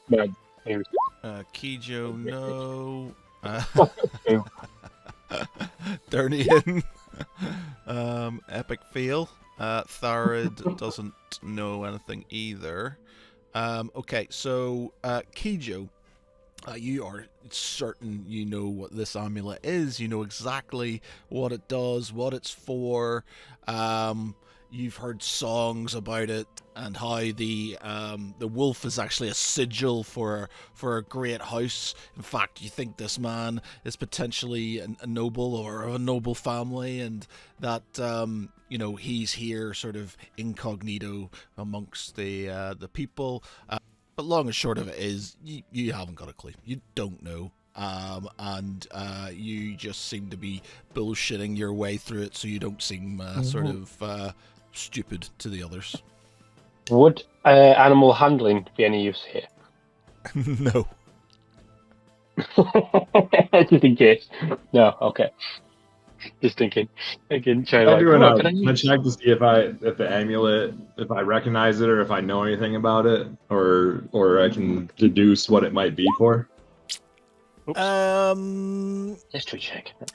Do you have like detect magic or anything like that? I don't believe I have detect magic. Okay. Then probably just do me a history check. You can give me a history check. Not Arcana. Oh, I guess they're both +7, so it doesn't matter. Hey! Yeah. There we go. Durnian's talking rubbish. He doesn't know. You know he's talking rubbish.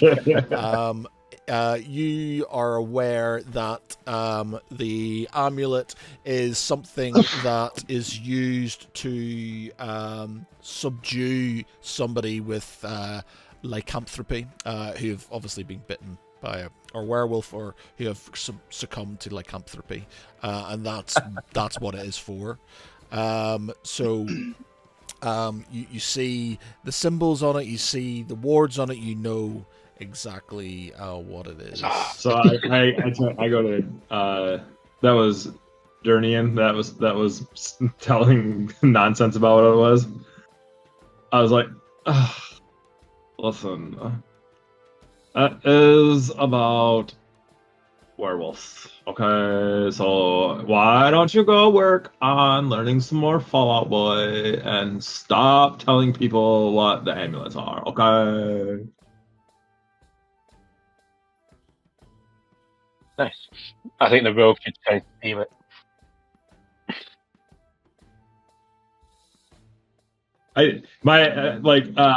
Bethesda doesn't like to get in. Oh. He snaps himself out of his sort of daydream and apologizes for his demeanor. He introduces himself as, "My name is Johann, Temple Guardian of the Temple of Devotion. I live in the hill, the house on the hill here, and came back to, well, I don't know what I came back for." And he looks at the amulet again. I feel like we should be asking him. Guard from the Temple of Devotion. Have you been back there? Again, I'm not 100% sure what I said here, but long and short of it, I think, is that he's been he obviously is stationed at the Temple of Devotion, and it has come back for whatever purposes he can't remember. He then says that he has to leave. He has much to ponder. Is there any way we can cure like wounds or like dispel something? As like if we got a memory wizard. doesn't vanish without reason, so Yeah, why can we is dispel he... or Someone else needs to chime in here. have we got like a dispel thing or a spell? My impatience gets the better of me, and I move to take the amulet from him. Yes, go rogue. Yoink. This is taking too long. Oh god. Goodbye, Kijo. Goodbye. You don't know who this man is. Don't do it. What am I rolling? Dexterity? Sleight of hand. Sleight of hand. Sleight of hand. Ooh, it's good. Contested. Yeah, so with his bonuses, he sees it coming a mile away. He grabs you by the wrist as you go towards his amulet. He twists it.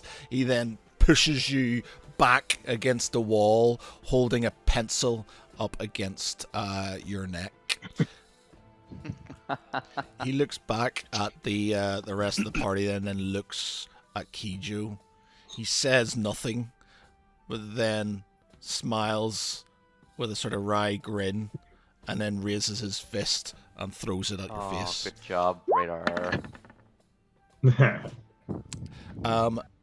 With his bonuses, he connects with your head and knocks you the fuck out. I'm gonna walk away and order a beer. He then just gets up and makes his way through the crowd, yourselves, and exits the tavern. Can I Entangle. Yeah, we nearly had that amulet. I was gonna say, well, we could chase him, but I feel like we're gonna get our asses handed to the video. Nah, we got him. I was gonna say, can I cure Richard wounds on? Richard wants to entangle him. I want to actually walk outside after him and order him to stop. Athesta goes after him as well because Athesta is really. And order him to give it to me. Can I heal Radar? But before we do that, whilst everybody else is doing that, can I cure wounds on Radar? Yeah, you go up to him and you you get him up from the ground. Did anyone get the the name of that horse that run me down? They also called stupidity. We at the bar, like, we would have heard and seen what happened here, right? So you're all like, so is everybody now like legging it to the door after him? Is that the plan? Athesta is not super close with a lot of the people in the group and kind of sticks to his own, but Athesta is like weirdly attached to Therid, like loves Therid and follows him around. So when Kijo like pulled a knife on Therid at the camp, that didn't sit well with him. Sorry. And so I follow the guy out and I just kind of laugh and I go, "That was awesome." I go, that guy sucks. And I try to strike up a conversation with him. Now, as you're walking out of the tavern, you notice that Johan speaks to one of the patrons who's drunk on the right hand side there. The patron goes, "Evening, Johan. Evening, Jimmy. You still working?" "Nah, I've just got stuff to sort out." Don't give it away, Okay. Matt. I know every fiber of your being wants to tell them. Don't tell them. They don't deserve it yet. I want this amulet. You try to stop him, and he just looks back at you with What's pure his rank? disdain. He is a temple guardian of the Temple of Devotion, and he doesn't sort of seem to care about the rank that you hold. Ooh, charm. Can I use charm? So he's a higher rank than I am, clearly then. Yeah, and you'll be aware of this. You might be a sergeant in the regular sort of order, or a guard sergeant, but he's a temple guardian. It's effectively like the SAS of the Order of the Morning Star. They're recruited. They're the best of the best, and they basically don't answer to anybody bar the High Paladin. Yeah. Then there's no chance that I don't obey his authority, and I don't even ask for it in that case. I wanted to get involved, but understanding his rank, I don't get involved.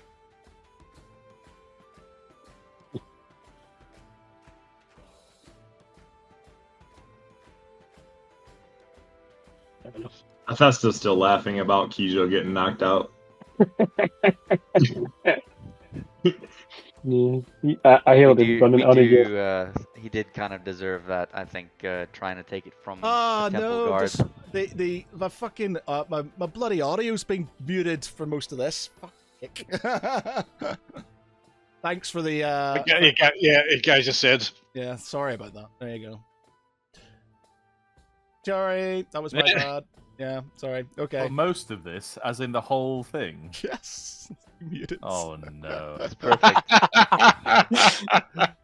It's okay, we'll always remember this. Okay, so yeah, apologies all. I might have to do That's alright. I might have to do a catch up Voiceover. on it. A voiceover for it. But yeah, okay. Geeky Raid! Woo! Welcome. Okay, so what is up with everybody else then? So before we then I walk back inside, and I wanted to discuss with Kijo what happened earlier because it wasn't really okay. We have been discussing it silently, but we should probably bring it out into the light of what we've been talking about. So I walk over to Kijo, and Conscious. Kijo, you started the conversation.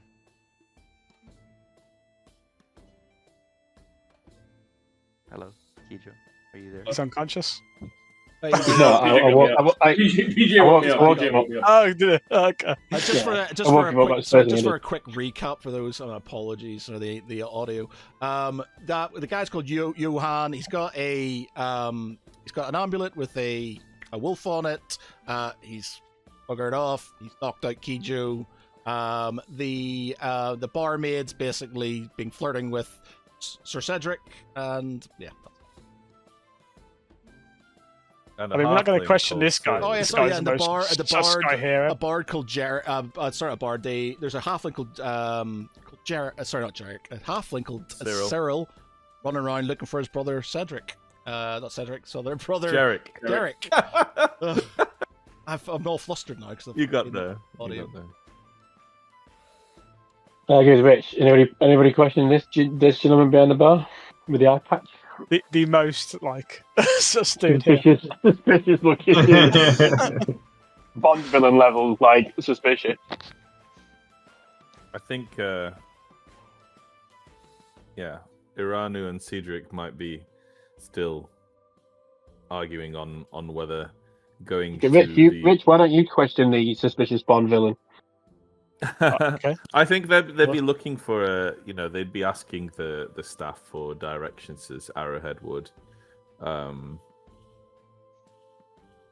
you go, Rich. Yeah. So, Johan had an amulet with a wolf on it, and he's a temple guard. And we heard from those other people talking about some weird wolf man. Big dog / wolf man. Is that in any way possibly tied together? Well, you heard that, and we heard that. We haven't spoken to each other yet, so. So we don't one person doesn't know what the other person knows, basically. Yeah. Okay. I see. That's what I was saying. So obviously, we know what's happened, but our characters don't know that these two separate things are. We just saw Vader got knocked on his ass by that guy. Yes. Well, yeah. You guys did. We know why, but you guys don't. So if like the main party sort of come over, Iranu will sort of look on you all and say, "We have a lead. We believe Redarius is in the Arrowhead Wood." Redarius! Why? Ow. The locals, the omens, both I and Cedric believe it's worth following up. But why? I'm asking you a straightforward question. What omen? What omen? How many omens do you wish to see? Any. I'm sorry. I deal in information. I deal in facts. I don't deal in omens, and I need to know what these omens you speak of are. Good Keijo. And Cedric takes out his notebook again, and he starts writing down the next one. Keijo gets knocked on his ass.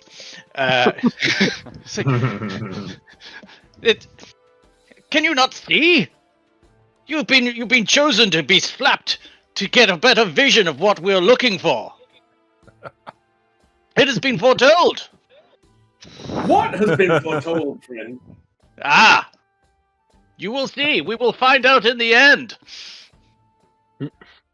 Iranu goes. He goes, Keijo, remember, first warning is gift. Second warning is a receipt.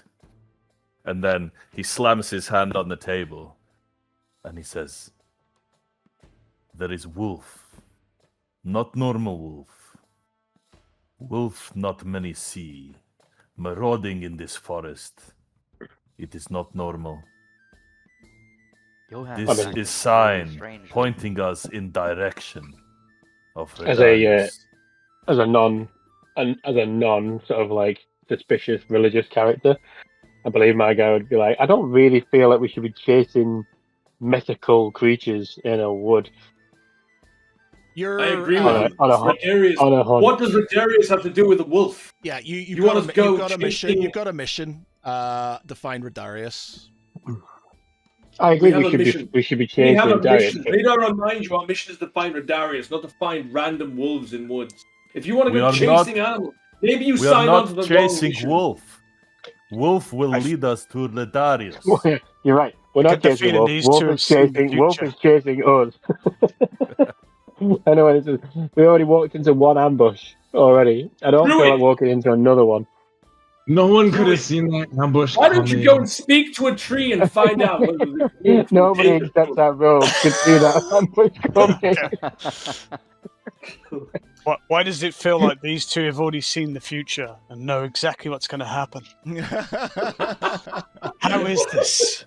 Well, to be fair, What is this trickery? I want to roll a perception check on time travel. Have they been here before somehow? No, Conrad hasn't done this one before. He's done something similar-ish. Michael's done half. Oh, he did most of it. I think he got to the end, and then oh no, we did the whole thing. You did the whole thing, didn't you? Yeah, I've done it once and a half. Yeah.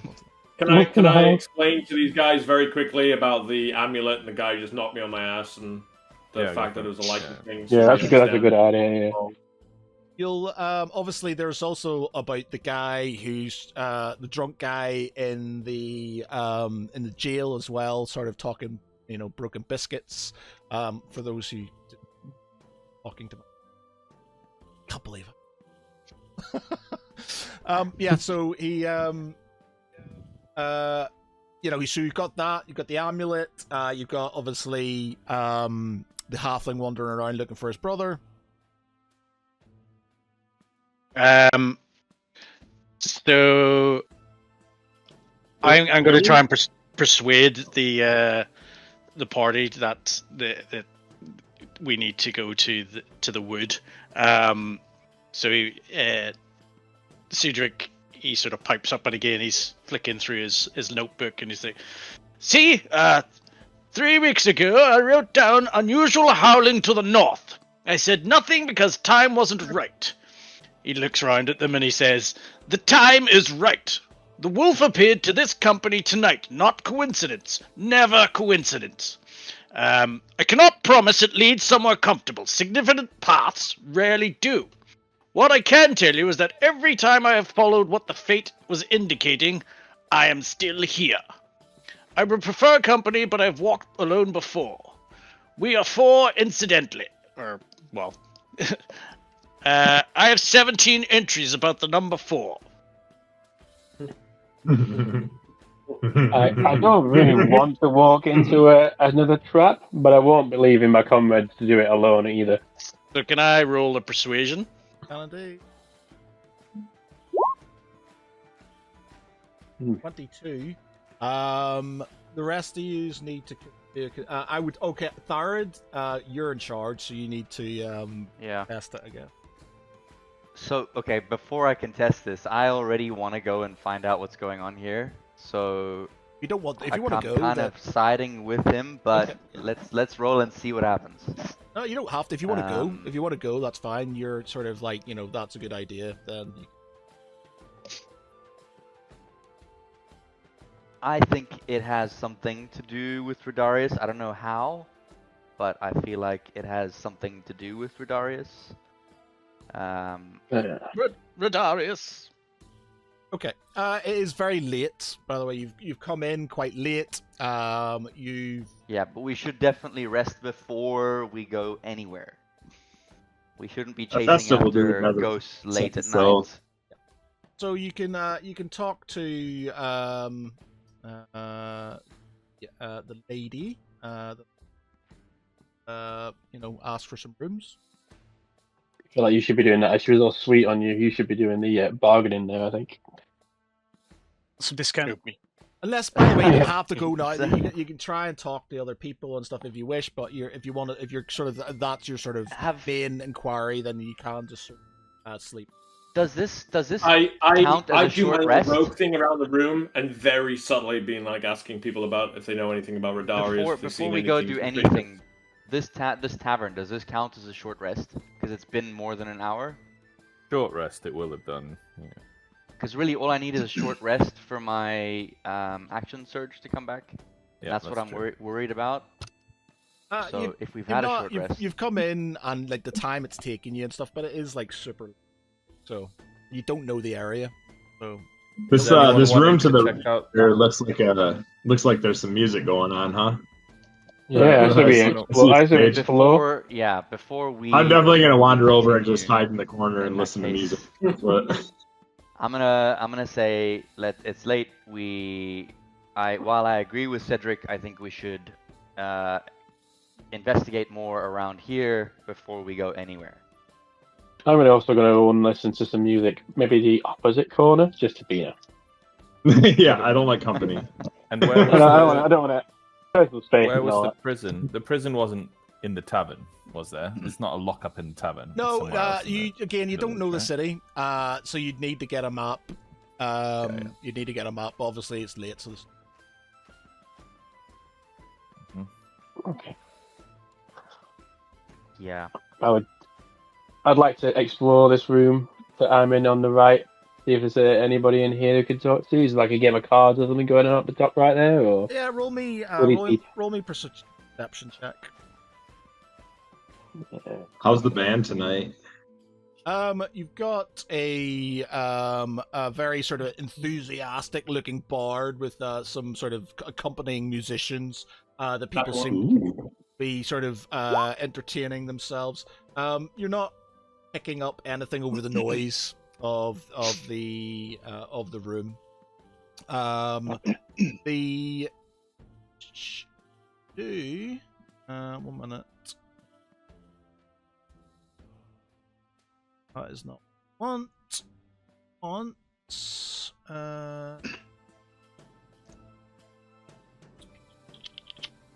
Part was it?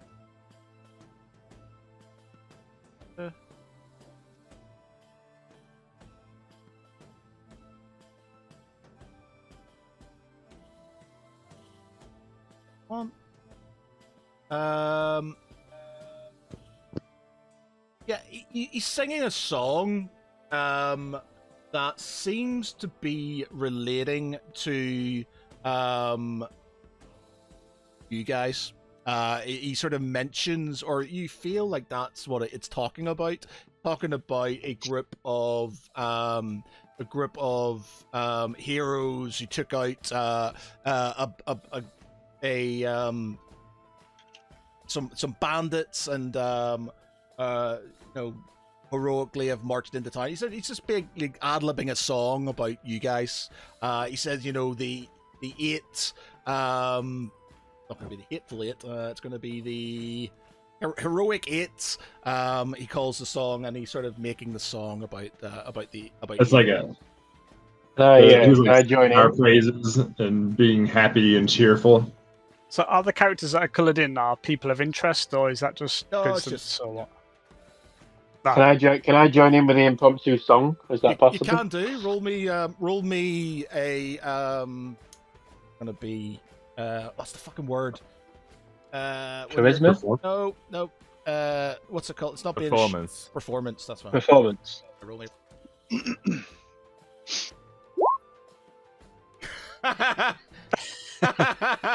You're Take the best one. yeah. So 12. The five. That's perception. That's his perception. You got a crit fail on his. yeah. Right, he got a nat one. Brilliant. So you sort of like you sort of see this band playing, and you sort of kind of Worst part ever. break out your loot, and you're like you look at the others and you like check this out as you sort of kind of start, and you get on stage to sort of kind of start jamming, but as you do, you just make this horrible crack as you're sort of like completely, the band stops, everybody stops. Slash You face just hear this boo, boo as people start throwing stuff out. I boo as well. Boo. Thanks, guys. Thanks. You're welcome. It's a good distraction. Yeah. Okay, anything else? I should be over here. I go up to the bard and apologize for my mate. Sorry about my friend. Do you know any Panic at the Disco? He sort of looks at you and he goes, you're them, aren't you? And he's like, and he sort of looks at the rest of the band, goes 1, 2, 3, 4, and then starts singing the song again, and sort of kind of dancing around you and playing the song. Can I try again? You can try again if you want. Got me, I Comedy believe you. value. Hey, This- subtly better. This time you sort of kind of look around a bit, and then you tune your thing a bit more, and then you Yeah, get you're the in the wrong key first yeah, you get the time. right you get the right key this time, and you sort of start playing along with them and stuff. And then the bard sort of looks at you, and then sort of nods his head, and they carry on. This song's too happy for me, so I leave. I'm done here. I just I look want to at hear some God. of the singing. Oh, Right. So is anybody doing anything else, or do you want me to stick yous in your beds? What's in? Can I have a wander into this room? Am I allowed in this room over here? Yeah. Okay. You sort of go in, and you see some nobles talking to each other, looking very serious. You see a like an accountant of some sort being grilled about things. As you come in, they sort of look at you and go, "How dare you, sir? You should knock when you come into a room. Get out." Can I persuade them that I belong, or Play the Um, song again. What are you trying to say? Play another song. Why have you Yeah, come just in? start So playing you the can't music. tell me what you're doing. I'm looking for information on a wolf amulet / the guys we're looking for in the woods. I was just wondering if anybody has any information. I'm sorry to interrupt your meeting. I know it's important. Roll me I'd persuasion. just like to ask you a few questions. That's Roll me persuasion. persuasion. There we go. Okay, you sort of come in, and you sort of lyrically sort of persuade them that you meant no harm and you're sorry and you just need some information. And it's like, oh, we're sorry. It's just these books just don't add up. It doesn't make any sense. We're all just a bit confused. Can't say I've heard anything about an amulet, to be fair. Or I don't know, who is it you were? What was his name? They know nothing. I can't remember. I can't remember his name. Rodarius! Rodarius was his name. Rodarius? No, nobody can read Rodarius in here. And they start flicking through the book. No Rodarius here, but there's no Stevenson either. There's no. Yeah, and they sort of kind of look. It just doesn't make any sense. And he's sort of like going through his books. Can we quiz about like what their problem seems to be with the books, and if we can maybe help somehow? They look at you. Roll me another persuasion check. Just to see if we can get any more information. Yeah, okay. He says, well, I can't make heads or tail it. Neither can bloody Smythe over there. Here, and he sort of throws you the book, and it's like a ledger, a town ledger, and it's got like a census data and stuff on it, and it's got sort of names of different people that sort of go against different sort of areas, who's in charge of. It's got names of you see Johan and he's sort of like his name beside sort of like House on the Hill, and then you've got City Watch, and he's got some of the names of the the soldiers and stuff. You've got like the merchants, and the the blacksmith's name. I haven't got names for these people, by the way, so just unless you're really interested, let's say the blacksmith. And it's sort of like, but they've got names against places, and they've got sort of it's like a census, but they're a bit confused by the whole thing. Okay. Should I be probing into this book anymore? Do we think, or it's not important? You can ask them, I guess. You can ask them why they're confused about it. Yeah. Okay, I'll do that. Yep. Like, why the confusion about the census? What seems to be the problem? And he's just like, well, look here. This person here, right? And in this house, he sort of points to, the pub, the Mucky Cow.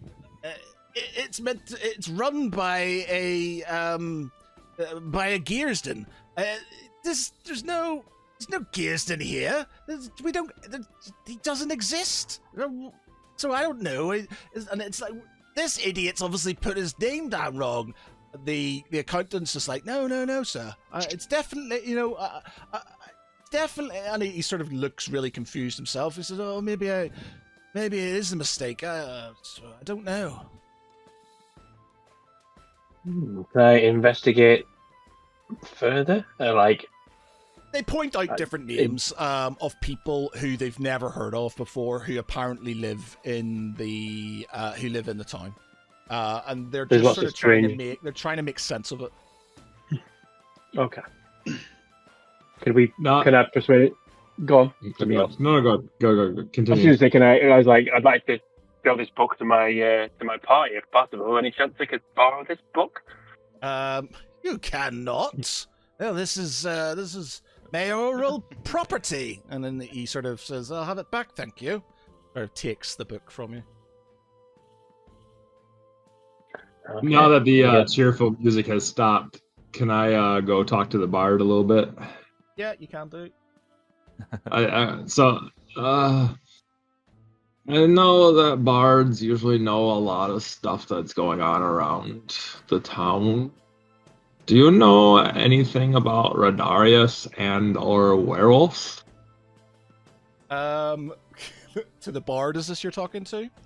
Yeah, because they know bards recount things that happen around town, right? Yeah, so yeah. He says, he basically there is, he sort of says there is tales of werewolves in the area.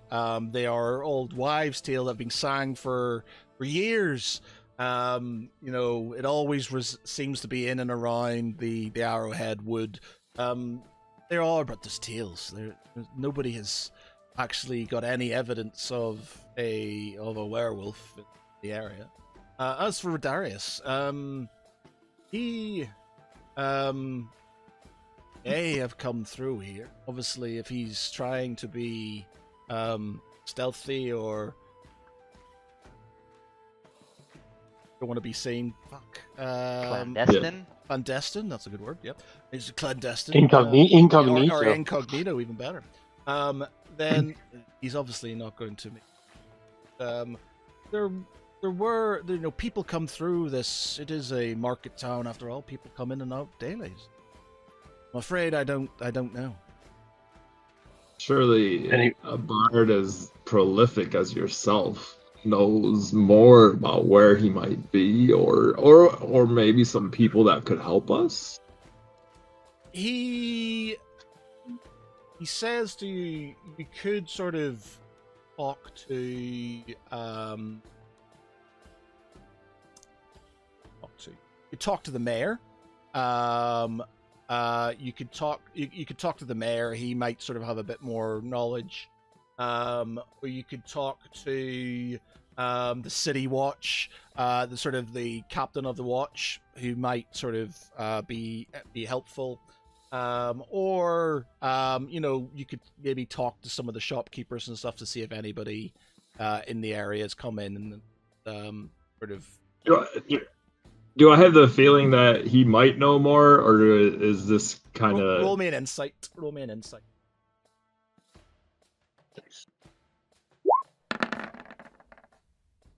You're not sure. Ooh. You don't know. He could be telling you. He could be telling you the truth. He could be hiding something. You don't know. So I know, obviously, musicians are kind of like counterculture people usually, and I am obviously as well. So I'll just tell him I don't like talking to officials, but usually musicians know way more about what's going on around town. So I feel like maybe you and I could help each other, and you could help me. And help me find Renarius so I can go home and just listen to music. He basically says, I can do some, I'm always looking for inspiration for my song. So I will have a look tomorrow for you, and I will let you know. I can't wait to hear the song. Can it be sadder though?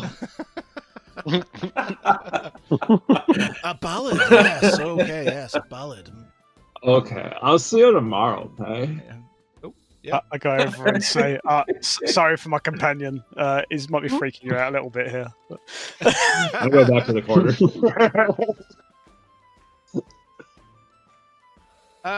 Goes back to his corner. Anything else for anybody else? I do a little rogue thing around the room and just very quietly and subtly ask anyone if they know anything about Rodarius or the wolf in the wood, or Arrowhead Wood. Any more information? Just kind of work the room. Yeah, again, the Arrowhead Wood is a sort of well-known, spooky ghost story for many people. You'll hear sort of a lot of people telling about different things that have happened in the Arrowwood. They'll all know friends and things. You've seen stuff. And they definitely know that it's haunted and things roam it and stuff. But you're not getting anything additional. Okay, fine. I go sleep. Is it a dogging spot?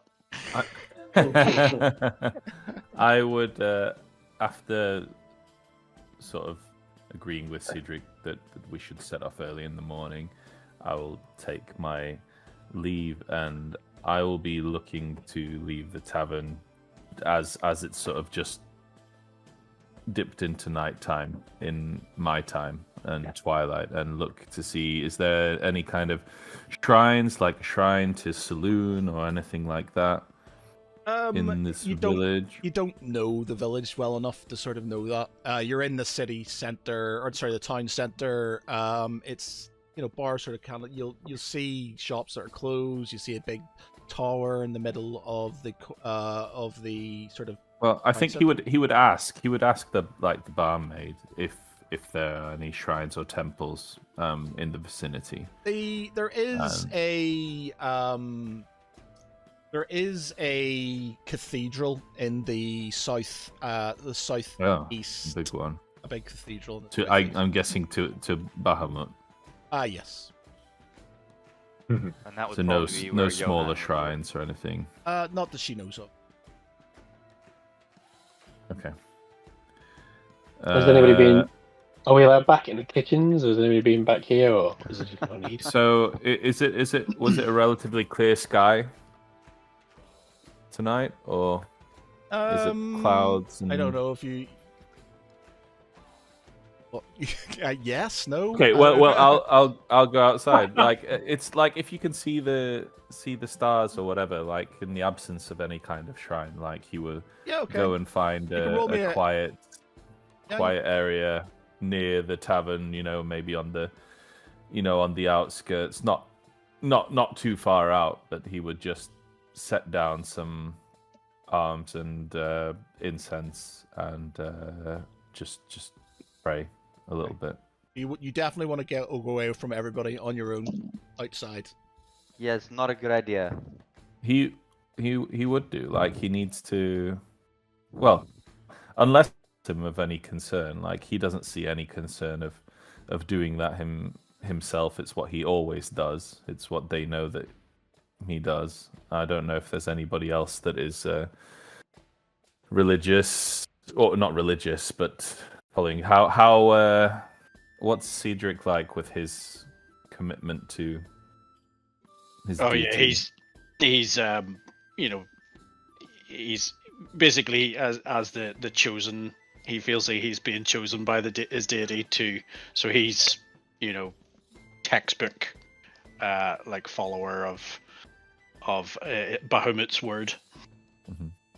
But he thinks it's all in aid of him, if that makes sense. Mm-hmm. Well, I think he would want to say a prayer before going to bed, and he needs to do it either at a shrine or underneath the stars. So he would stay very close to the tavern, and it wouldn't be long, but maybe I don't know. Would he object to company? No, he wouldn't object to company. He's always happy to encourage, people following the ways of the Twilight. I could go with him. I don't have to talk. I could just sit and observe. So where you are going out? Where? Just outside and sort of looking at the stars? Just outside, somewhere, either, if there are any trees nearby or little copse, within 100 feet of the tavern. I don't know. What about the rest of you? I'm just going to sleep in in a bed on the floor, whatever's available. If our good leader has got the Gentlemen, to bed! We're staying in the... Or we must rise be up at first dawn. light. Wait. At 9 before 9. 8:30 for 9. Okay. I'm outside again, just standing outside looking at the stars. I wasn't planning on doing anything, but I didn't want anyone to come in or leave that would possibly cause the party issue. So sort of half standing guard and half enjoying the cool night air. So you see, Aranu and Durnian sort of kind of walking out. And I would tell them that they're not to go far, that they should stay within eyesight at least of the rest of the party. Okay. I'd agree we'd stay with the eyesight of the door at least, so we can always call for help if need be. Yeah, I think also would be right just to be creepy. We'd respect Tarad's commands and go somewhere that's just under the stars. But let's just say it's that tree there, that there's enough space. Yeah, that sounds like to it's a sort great of place to pray. No, Neil. Elsa sort of talks to Cedric and says, "Well, if you want some beds, love, I've got some upstairs. You can always join me in mine." And her husband sort of looks at her like, "Is that oh, joking, love? I'm joking." But yeah, for heroes like yourself, I'll have you a breakfast. I'll have 8 places set for you all tomorrow. Bacon, some lovely bacon, hash browns, eggs, whatever you want. First thing in the morning, you come downstairs. Oh, B&B. Who's the 8th person? Is she gonna be the 8th Can I- person? Can I roll a perception? Yes. What are you perceiving? Her talking about it people. Does it It doesn't. Nothing. You just sort of like it just flies past you. You're not. Obviously her. She's talking about her probably. He he's still drinking his ale and he puts it down and he's like, "Good ale. Me and my mates would appreciate some bedding, some lodgings. We've been at battle for many a day, but I must go myself. I want to keep my spiritual creaminess to myself." Spiritual creaminess. No, that is not the correct wording. Okay. To sort of push you forward, because it is getting late, and I should probably call it soon. Everybody sort of who's going to the rooms upstairs and who's staying outside? Cedric's going to sleep. I will go to sleep, but I'm not going to leave him on his own outside while he's observing. I'd just be sort of 20 minutes. I'd get out my censer, which doubles as my weapon, and I would light the incense inside, and this sort of smoke sort of emanates around me, and if Durnian is close enough to that, he feels a warmth, and any kind of wounds that he had from before, it ends up sort of healing him, and he feels refreshed as well. And Iranu sort of looks up to the stars, and he says something in his giantish kind of language up to the twilight, and then after sort of 10-15 minutes he extinguishes his censer and he nods at Durnian and says, "Okay, Now we rest. All right. I'm Yeah, okay at with that that. point, I would sort of wrangle everybody into their rooms, and I'd be the last up. Once everyone was in their rooms safely, then I would go to bed. Come on, kids, beddy time. Okay. Are we Go to bed. sharing? Sorry. Are we sharing rooms or do we have separate rooms? You can share them. I do have one upstairs, but it's just like I get really. Can I go up and down the stairs a few times for like a glass of water and then maybe a slice of toast? Yeah. I'm scared. I'm scared. So Can I have a story? I'm going to ask you a million questions right now because I want to go. Okay, so you sort of take yourselves up. You know, you have a few drinks. The music carries on. But you're tired. You take yourselves to bed. The next morning, you sort of you all have sort of odd dreams. You Oh, that's not Vadar again, is it? you have you It sort is of, a sign. you have odd dreams. But you as soon as it's like they're very vivid. But as soon as you wake up, nothing. It's like it's gone completely. You could tell it was very vivid, like for a moment, and then gone. All of you roll me a perception check. Perception check. Ooh. Okay. We can go with that. Okay, so as you're all getting ready to come downstairs, you smell sort of breakfast is cooking, and you, Kijo, you notice an extra bag in the room. You sort of look at them and you go. You see an 8th bag, and then you're like, 7 of us. You don't. There's another bag in your room.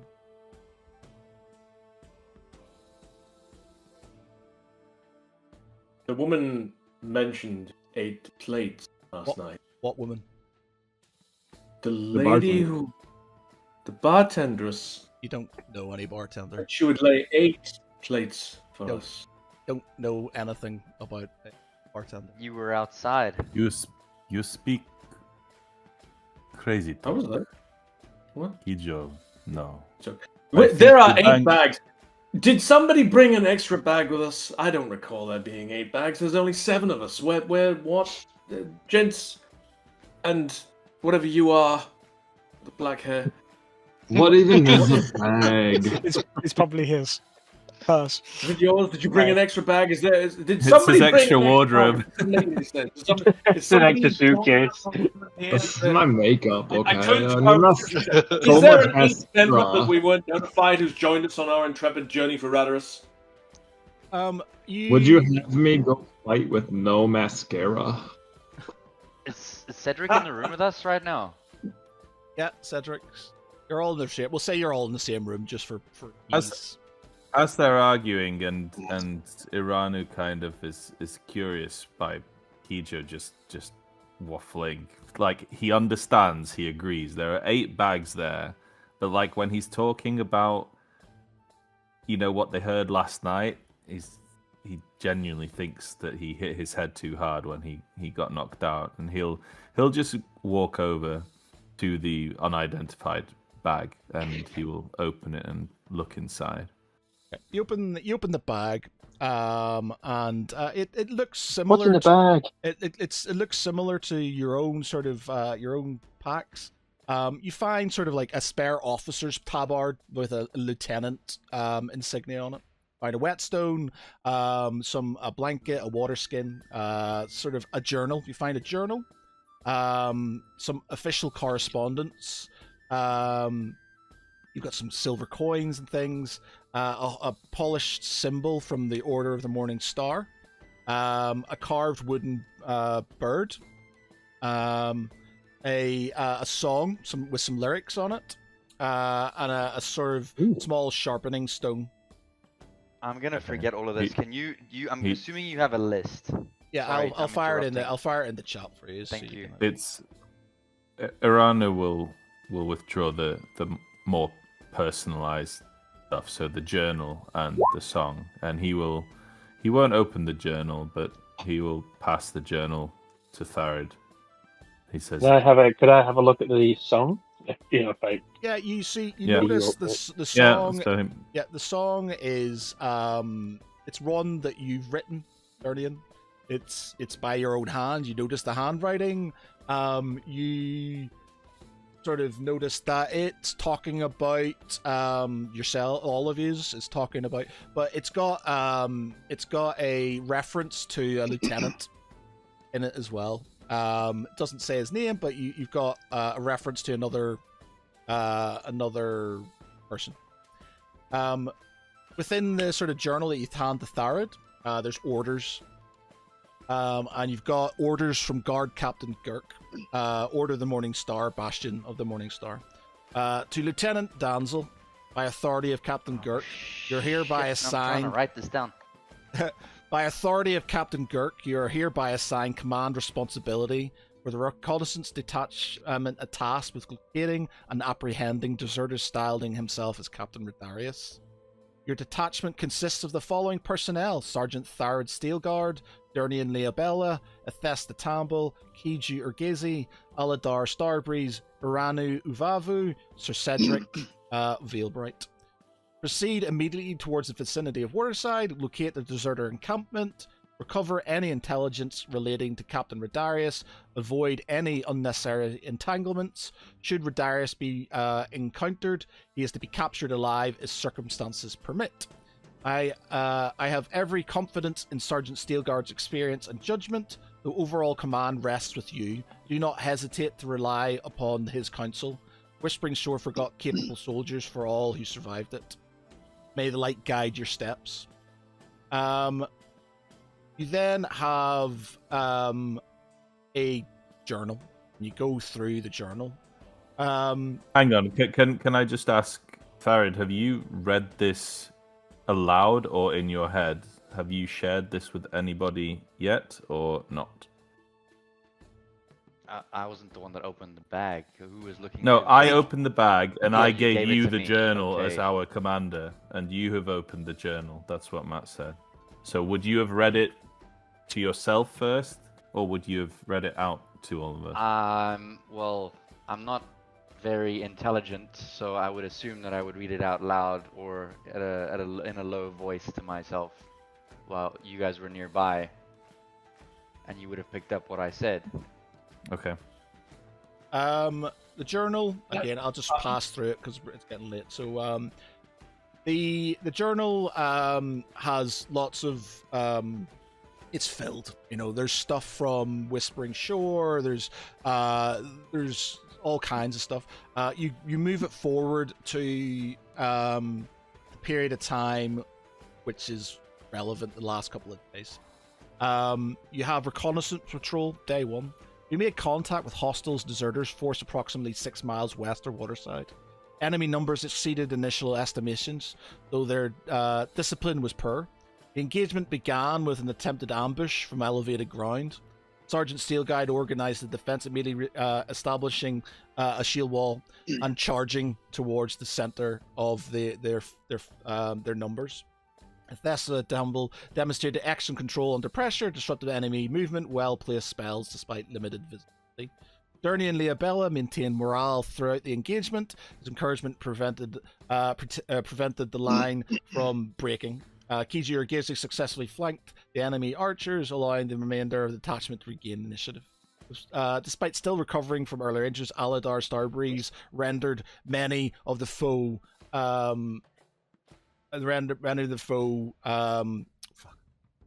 incapacitated with a mighty spell at a key moment of the battle. Uranu Uvavu worked tirelessly among the wounded, ensuring no member of the detachment was left behind. Sir Cedric Veilbright displayed his customary enthusiasm. Against my better judgment, he charged directly into the enemy center, while loudly proclaiming that destiny favored the bold.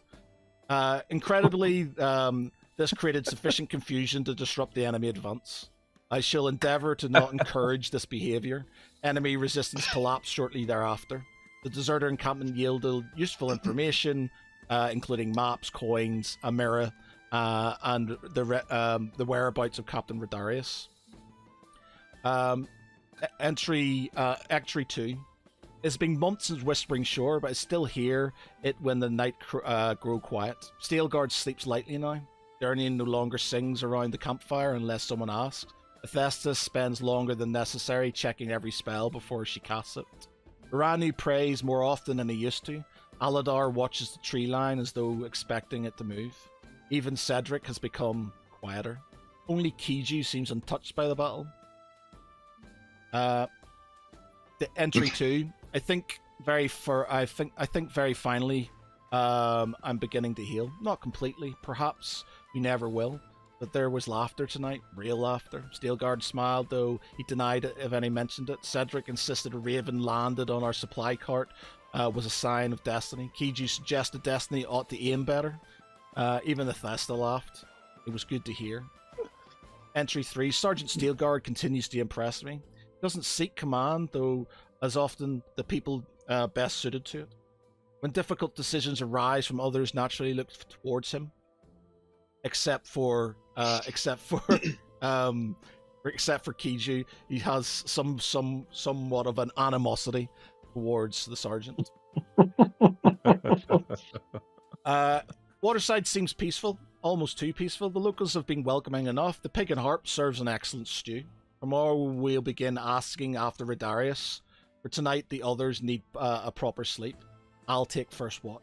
They've earned a quiet night. Final entry. Thought I heard something. I thought I heard somebody scream. No one else has reacted. Perhaps I'm imagining it. Still, best make certain. I'll just have a quick look outside. If anyone asks, I'll be back before they know it. Or the writing stops abruptly. The rest of the pages are blank. Do we tell who, like through context or something, who wrote this journal, or do we know who wrote it?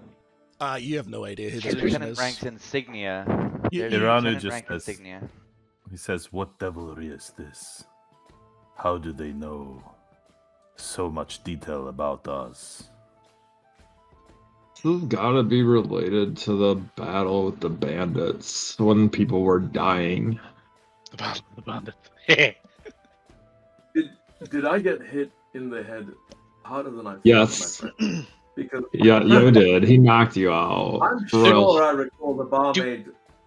Did we see a barmaid last night? I'm sure there was a barmaid. I didn't drink too much, did I? She said she was going to set 8 plates for us. That didn't We seem need to right go at ask the time. her. And it I- certainly didn't seem right now. Kijo, there was no barmaid. Do Is we anyone remem- else remember the barmaid, the lady who was speaking so well to Cedric?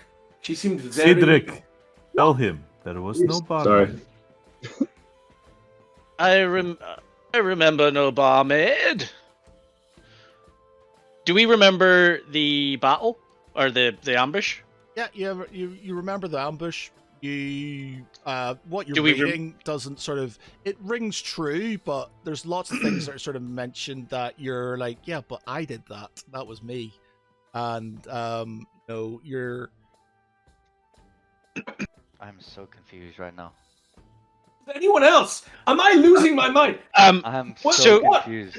Someone else! Is there there was a barmaid who was far too flirtatious with Cedric. Cedric, are you embarrassed? Are you did you do more than you should have with her? Is that why you're pretending you don't know who we're talking about? You're as you're sort of kind of, these thoughts are coming to your head, they vanish. In your mind, there was no barmaid. There was no barmaid. There's never been a barmaid. Do we remember him getting knocked out? He remembers himself getting knocked the fuck out, but yeah, he doesn't. Why? But do we remember that? We remember. Everybody speaking to remembers that. Johan. Yeah, you remember that. Yes.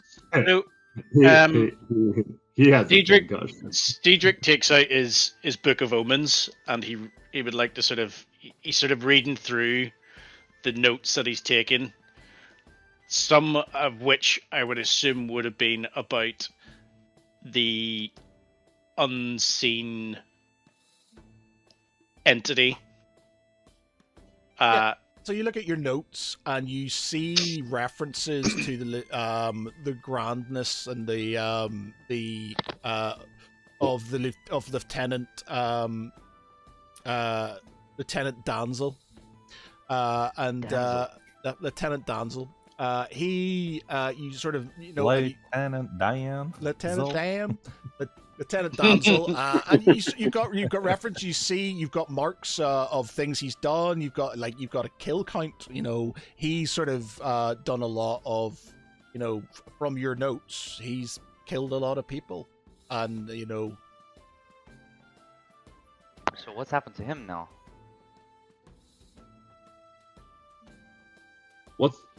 What's our plan? Sorry, for can I this? just- can we just- Are we going to the woods? Are we still in the tavern? Yeah, Yeah, so we're in you'll the go tavern. In our downstairs. bedroom, So right? I'll move you forward because I am gonna have the end. Oh. I'll move you downstairs. You smell bacon. You're still sort of completely sort of perplexed by the whole thing. You take yourselves downstairs because you sort of remember being promised a breakfast. So you're like, okay, we'll go downstairs and we'll have breakfast. You go downstairs and you see 8 places set, and you take your seats. The landlord, sort of the guy who runs the inn, comes over and it's like, all right, gents, nice breakfast for you as promised. Oh, sorry, I don't know why I've done that. And he sort of picks up the 8th plate and stuff and walks off. Suspicious. Yeah, I think we move forward from this. I think it's daytime. Yeah, we, need to go to well- we need to go to a shop and go buy a map Map. so we can figure out our way around.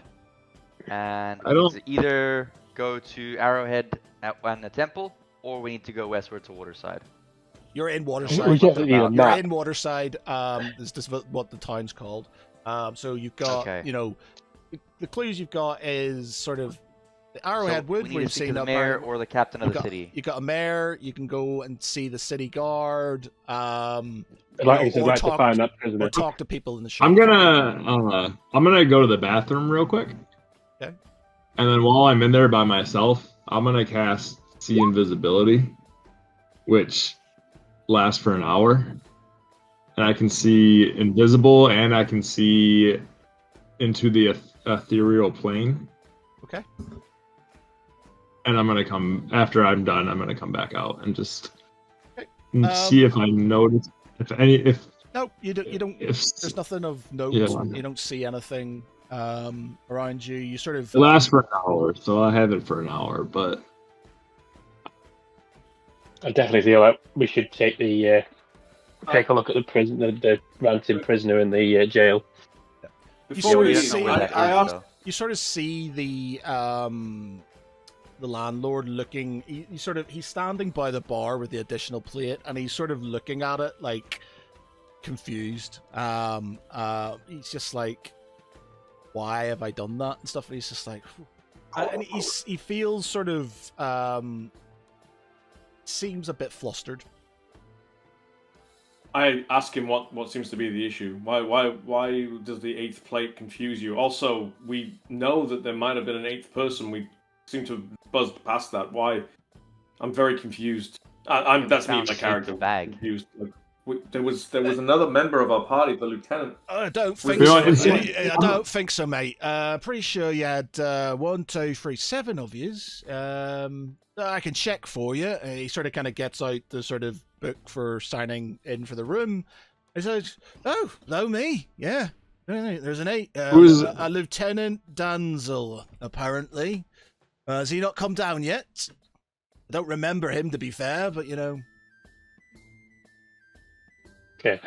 So while I'm listening to this, can I persuade him to let me look through the book, or would that help? Yeah, he can give you the bait. There's going to be nothing of sort of any interest in there other than who Anyway. is the female bartender downstairs again?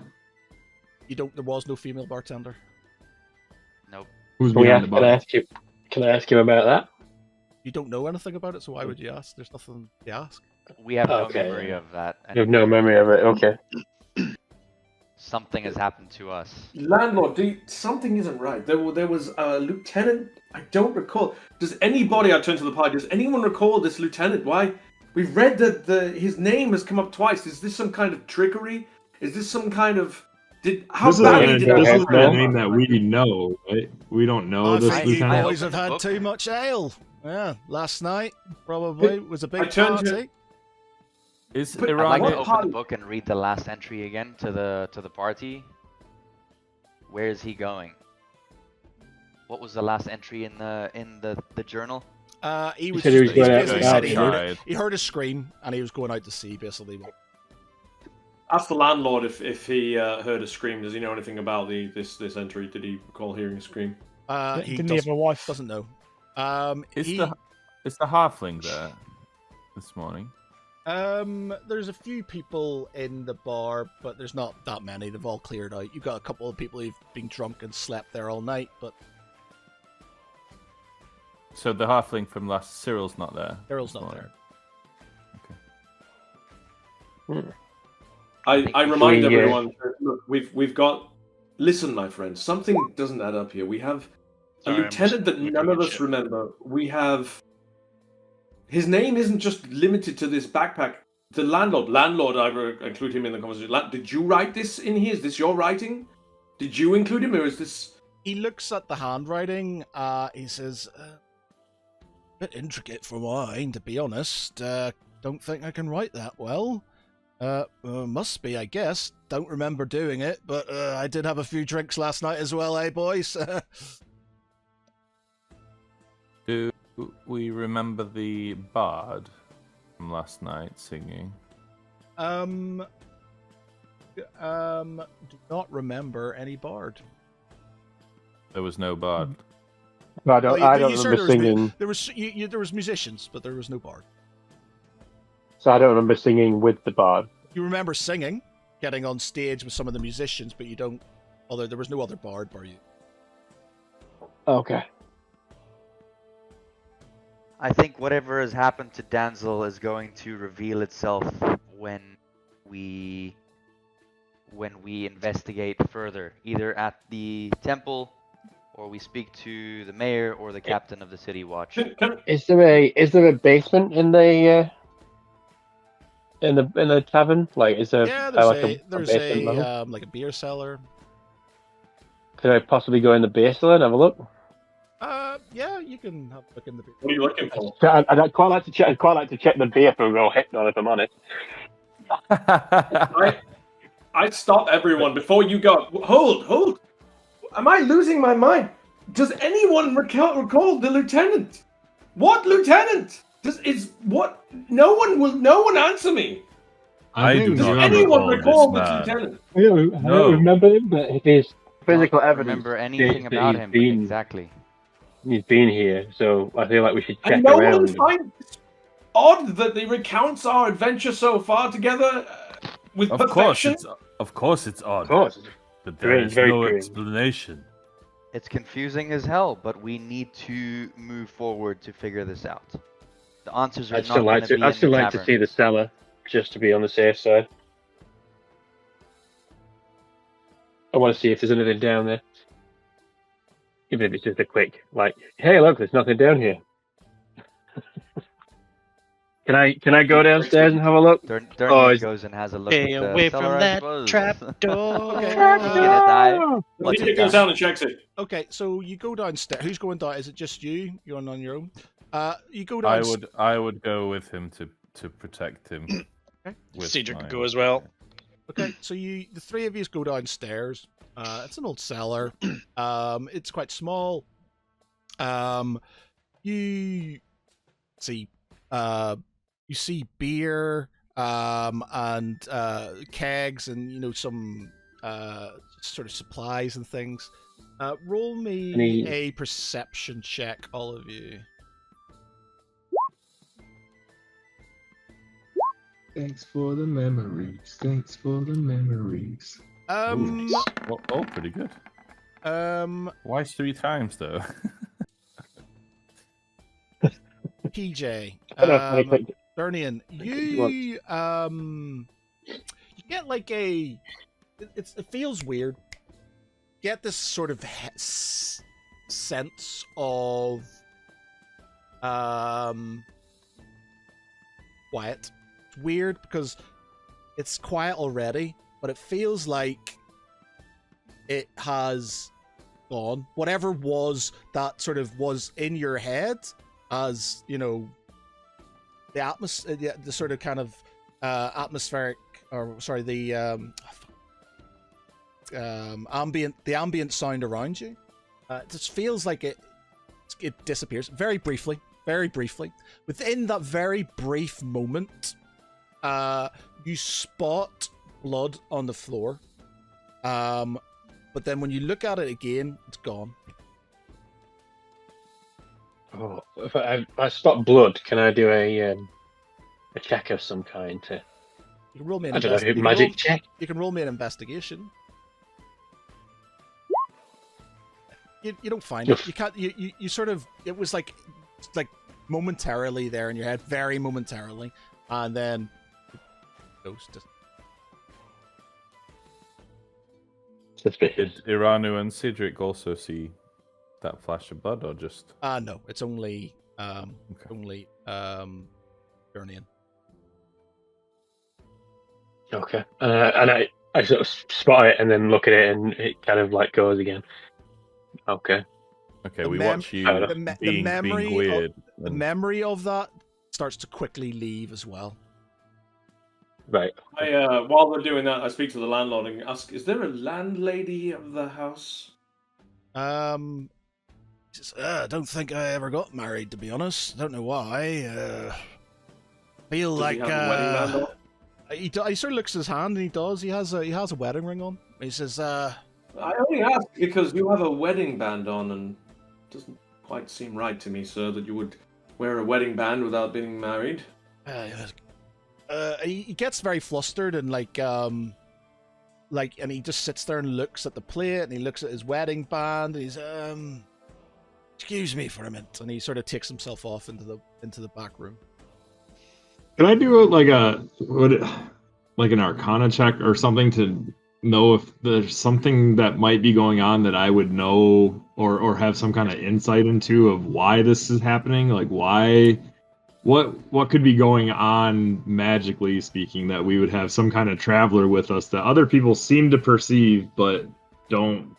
We can't narrow down why he would be here or Give me a history check if you want. It's not going to be. I don't think magic is going to help you. You can give me a history check. Okay. You've got sort Laird of is like confused inkling of and I am your confused. time sort of in the libraries and reading your fanzines and things like that. You've heard of similar sort of things like moments being forgotten in time. It was really good sort of material for sort of awesome emo songs and stuff. But No. yeah, you don't sort of, you can't think of anything. Nothing's coming to mind. I pull the captain, the sergeant forward. Thawhead, I know we've had our disagreements, but something isn't right here. There's a lieutenant who's written down. There's a lieutenant's bag. We've got evidence of a lieutenant that none of us can remember. The landlord was clearly married. He has a wedding band. He seems as confused as we do when asked. Almost something isn't right here. We're forgetting something. Something is eluding us as a people. We've forgotten one of our group, and he's forgotten his wife. If I lose memory without cause, and symbols don't follow coincidence, I think we should investigate further. The tavern is not going to hold our answers. If I come back upstairs, I'm still feeling slightly dazed. You think? Just like that. Still slightly dazed and confused and a little bit disoriented. But something inside me tells me something's going on, and I agree with Radar. Sorry, how do you pronounce his name again? Kiju. Kiju. I agree with Kiju that something's very wrong, and the fact that nobody seems to remember things or we're forgetting things. Would I be able to use my counter charm, which is like a bard thing, to try and it basically says it gives the ability through musical notes or words to disrupt mind influencing effects. Oh, I love that. Okay, cast it. What am I doing? Is it a spell? It is. Or is it I think it's a cantrip. I think is it a cantrip or is it a? I think it's a trait. I think. a trait? What does it Hang on say one then? So, second. what does it say? Abilities. Where was it? Character sheet for. And it's one of my. It just says. Where are we? There should be a little speech bubble beside it if you click Yeah. on it. That should... Counter charm. There. Okay. Ability to use musical notes or words to disrupt my effect. An action, you can start a performance that lasts until the end of the next turn. During that time, you and a friendly creature within 30 feet of you have advantage on save throws against being frightened or charmed. Creature must be here. Can I use that? Because it seemed like it's that kind of vibe. Performance ends early if you're incapacitated. Silence. It's not really. I'll let you play. Roll me a performance check. That's like one of the worst performing next stats. You sort of make some sort of noise, and you know, you get told to be shut up by the drunk guy, the drunk guy in the corner and stuff, and yeah. That didn't work, guys. Sorry. Cedric puts his fingers into his ears and he's like, I can't listen to this noise. Cedric, roll me perception check.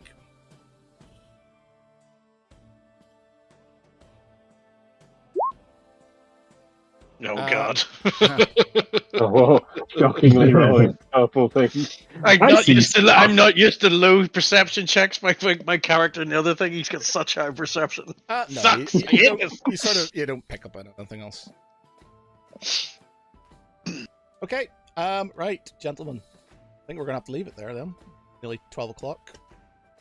So Indeed. yeah. Right, very good. Well done. Those who had their first go. Hopefully, there's enough there. Before we finish, I turn to the party and go, perhaps if we can't remember this lieutenant, he wasn't worth remembering.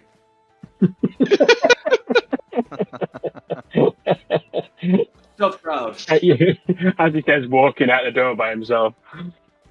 Okay, so we'll leave it there. Yeah, I think it would have been the battle, so hopefully there's not a lot of things. I will probably download this and then redub the start of it.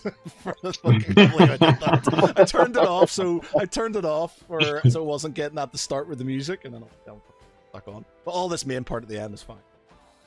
But yeah, very good. Well done all for a good first session. There's a lot to think about, a lot you can sort of discuss. We will try and herd the cats for a session for the next part. But yeah, that's it. Music of Silence, part 1 done. Right. I've been Matt Gary. With me, we have Archer as Tharad Steelguard. Thank you so much. We have PJ as Durnian Leobella. Welcome. We have Conrad as Rano Ilvavo. Good night, my friends. We have Mike as Kiju Urgezi. It's the best you've ever looked. It's like We the have world's Michael most as bald Sir Arabic Cedric, woman. the Foretold. Good evening, adventurers. We have Percival as Athesta Tambo. The skull jammed us some music. We have Rich as Aladar Starbreeze. Oh, sorry, and we have Rich as Aladar Starbreeze. All right. Good night, everybody. Thank you very much.